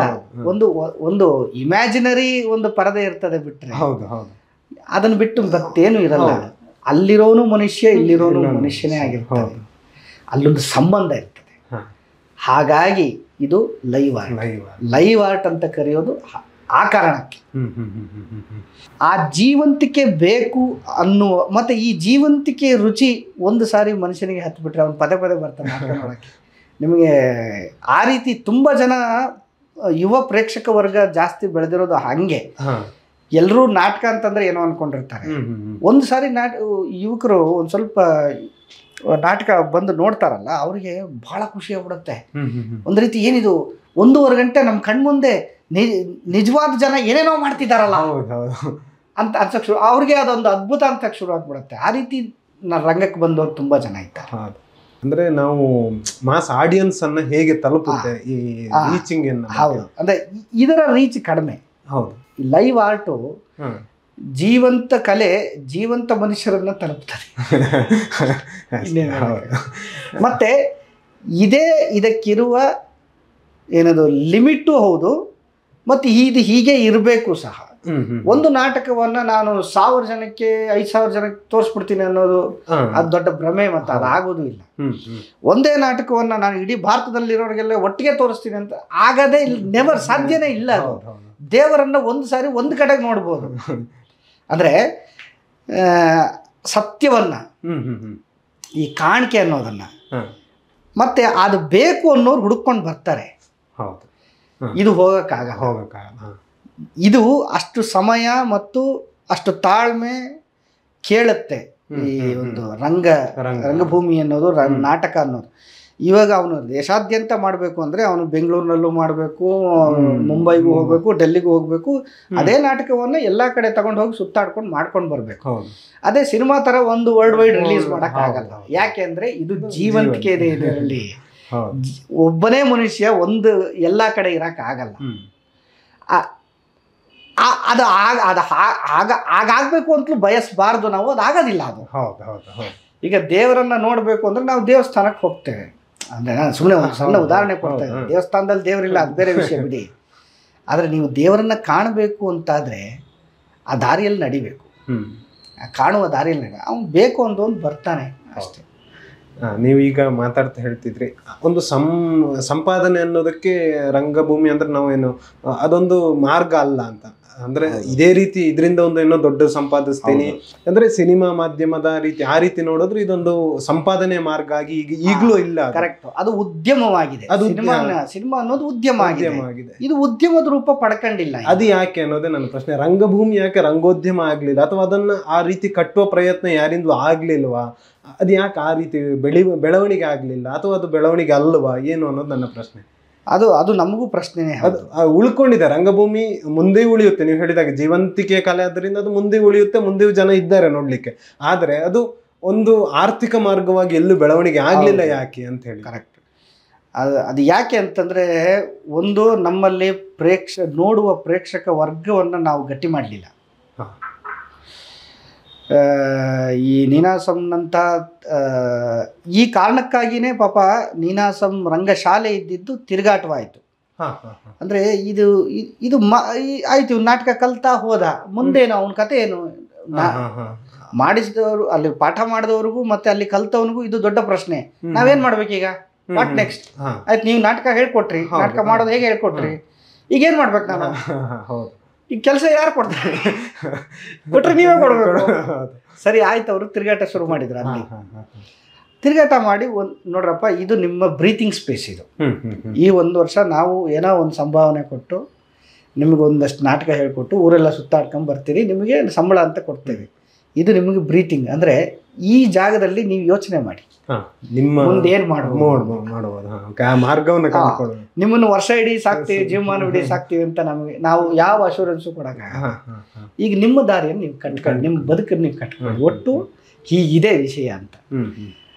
ಹಾಗೆ ಅಲ್ಲಿ ಆ ತಿರುಗಾಟ ಮಾಡ್ತಾ ಮಾಡ್ತಾ ಕಂಡುಕೊಂಡವರು ತಮ್ಮ ಊರುಗಳಲ್ಲಿ ಏನೇನೋ ಸಣ್ಣ ಪುಟ್ಟ ಏನೋ ಮಾಡ್ಕೊಂಡಿದ್ದಾರೆ, ರಂಗ ತಂಡಗಳನ್ನು ಕಟ್ಟಿದ್ದಾರೆ. ಅಷ್ಟೇ ಬಿಟ್ಟರೆ ಅದು ಉದ್ಯಮವಾಗಿ ರೂಪುಗೊಳ್ಳೋದಕ್ಕೆ ಆಗಲೇ ಇಲ್ಲ. ಅದು ಅಟ್ಲೀಸ್ಟು ಈ ರಂಗಾಯಣದಲ್ಲಿ ಒಂದಷ್ಟು ಏನೋ ಆಗ ಬಿ ವಿ ಕಾರಂತರ ಸಮಯದಲ್ಲಿ ಅದನ್ನು ಸಹ ಒಂದು ರೆಪರ್ಟ್ರಿ ಅಂತ ಮಾಡಿ ಅದನ್ನು ಸರ್ಕಾರದ ಅಡಿಯಲ್ಲಿ ಮಾಡಿ ಅಲ್ಲಿರೋರಿಗೆ ಸಂಬಳ ಅಂತ ಕೊಟ್ಟು, ಕ್ವಾರ್ಟರ್ಸ್ ಅಂತ ಕೊಟ್ಟು ಅದೇನೋ ಮಾಡಿದರು. ಈಗ ಅದು ಸಹ ನಶಿಸಿ ಹೋಗ್ತಾ ಇದೆ. ಅಲ್ಲಿರೋ ರಂಗಾಯಣದ ಕಲಾವಿದರೆಲ್ಲ ರಿಟೈರ್ಮೆಂಟ್ ಆಗ್ತಿದ್ದಾರೆ, ರಿಟೈರ್ ಆಗಿ ಆದರೆ ಅದೇನಂತಂದರೆ ಆ ರೀತಿ ಮಾಡೋದಾದರೆ ಆ ರೀತಿ ಎಲ್ಲ ತಾಲೂಕುಗಳಲ್ಲೂ ಆ ರೀತಿಯ ಒಂದು ರಂಗಾಯಣ ಆಗಬೇಕು. ಅದಕ್ಕೊಂದು ಒಂದಷ್ಟು ಜನ ನಟರನ್ನು ಅಪಾಯಿಂಟ್ ಮಾಡ್ಕೋಬೇಕು. ಈಗ ಇರೋ ಸರ್ಕಾರಿ ಕಚೇರಿಗಳಲ್ಲೇ ಇದ್ದವ್ರನ್ನೆಲ್ಲ ತೆಗೆದಾಕ್ತಾ ಇದ್ದಾರೆ. ಇನ್ನು ಈ ರಂಗ ತಂಡಗಳು ಮಾಡಿದ್ರೆ ಅದು ಏನು ಮಾಡ್ತಾರೋ ನಮ್ಗೆ ಗೊತ್ತಿಲ್ಲ. ಅಟ್ಲೀಸ್ಟ್ ಒಂದು 5 ವರ್ಷವಾದರೂ 5 ವರ್ಷ ಅಗ್ರಿಮೆಂಟ್ ತೊಗೊಂಡು ಒಬ್ಬ ನಟನನ್ನು ತೊಗೊಂಡು ಅವ್ನಿಗೆ ಸಂಬಳ ಕೊಟ್ಟು 5 ವರ್ಷ ನೀನು ಇಲ್ಲಿ ಕೆಲಸ ಮಾಡಬೇಕಪ್ಪ, ಆಮೇಲೆ ನಿನ್ನ ಬದುಕು ನಿಂಗೆ, ಆ ರೀತಿ ಆದರೂ ಮಾಡಿದ್ರೆ ಒಂದಷ್ಟು ಜನ ಬದುಕ್ತಾರೆ ಅನ್ನೋದು ನನ್ನ ಅನಿಸಿಕೆ. ಅದು ಉದ್ಯಮದ ರೂಪ ಇದೆಲ್ಲ ಸರ್ಕಾರದಿಂದಲೇ ಆಗಬೇಕು. ಸರ್ಕಾರ ಮನಸ್ಸು ಮಾಡಬೇಕು. ಆದರೆ ಇದೆಲ್ಲ ಬರೀ ಎಲ್ಲ ಬಿಡಿ, ಅದು ಹೇಳಿ ಪ್ರಯೋಜನ ಇಲ್ಲ. ಎಲ್ಲ ಬರೀ ಲಾಬಿ ಆಗಿದೆ. ರಂಗಾಯಣ ಅಂತ ಒಂದಷ್ಟೆಲ್ಲ ಮಾಡಿದ್ರು, ಯಾವುದನ್ನು ಅದಕ್ಕೆ ಸರಿಯಾದ ವಿಷನ್ನೇ ಇಲ್ಲ. ಏನ್ ಮಾಡಬೇಕು ಅನ್ನೋದು ಯಾರಿಗೂ ಗೊತ್ತಿಲ್ಲ. ಚೌಕಟ್ಟಾಗ್ಲಿ ಅಥವಾ ಯಾವುದೊಂದು ಇದಿರಲ್ಲದ ಸಮಸ್ಯೆ ಒಟ್ಟು ಏನೋ ನಡೀತಾ ಇದೆ. ಹಾಗಾಗಿ ಇದು ಮತ್ತೆ ಇದು ಒಂದೊಂದು ಸಾರಿ ಅನ್ಸುತ್ತೆ, ಇದು ಉದ್ಯಮದ ರೂಪ ಪಡೆದ್ಬಿಟ್ರೆ ಇದು ತನ್ನ ಮೂಲ ಏನಂತಾರೆ ಒಂದಷ್ಟು ಎಥಿಕ್ಸ್ನೇ ಕಳ್ಕೊಂಡ್ಬಿಡುತ್ತೇನೋ ಅನ್ನೋ ಭಯನೂ ಇದೆ. ರಂಗಭೂಮಿ ಅನ್ನೋದು ಉದ್ಯಮದ ರೂಪ ಪಡ್ಕೊಂಡ್ಬಿಟ್ರೆ, ಯಾಕೆ ಈ ಮಾತು ಹೇಳ್ತಿದ್ದೀನಿ ಅಂದರೆ, ಹಿಂದೆ ಕಂಪನಿ ನಾಟಕಗಳಿದ್ದಾಗ ಅವ್ರಿಗೆ ಅದೇ ಬದುಕು. ಅಲ್ಲಿದ್ದ ನಟರಿಗೂ ಎಲ್ಲರಿಗೂ ಪ್ರತಿ ಊರಿಗೆ ಹೋಗ್ತಾ ಇದ್ರು, ಒಂದೊಂದು ತಿಂಗಳು ಕ್ಯಾಂಪ್ ಮಾಡ್ತಾ ಇದ್ರು, ಅವರು ಜನ ಬರ್ತಿದ್ರು, ನಾಟಕ ನೋಡ್ತಿದ್ರು, ಅದರ ಕಲೆಕ್ಷನ್ನಲ್ಲೇ ಇವ್ರ ಬದುಕು ನಡೀತಾ ಇತ್ತು.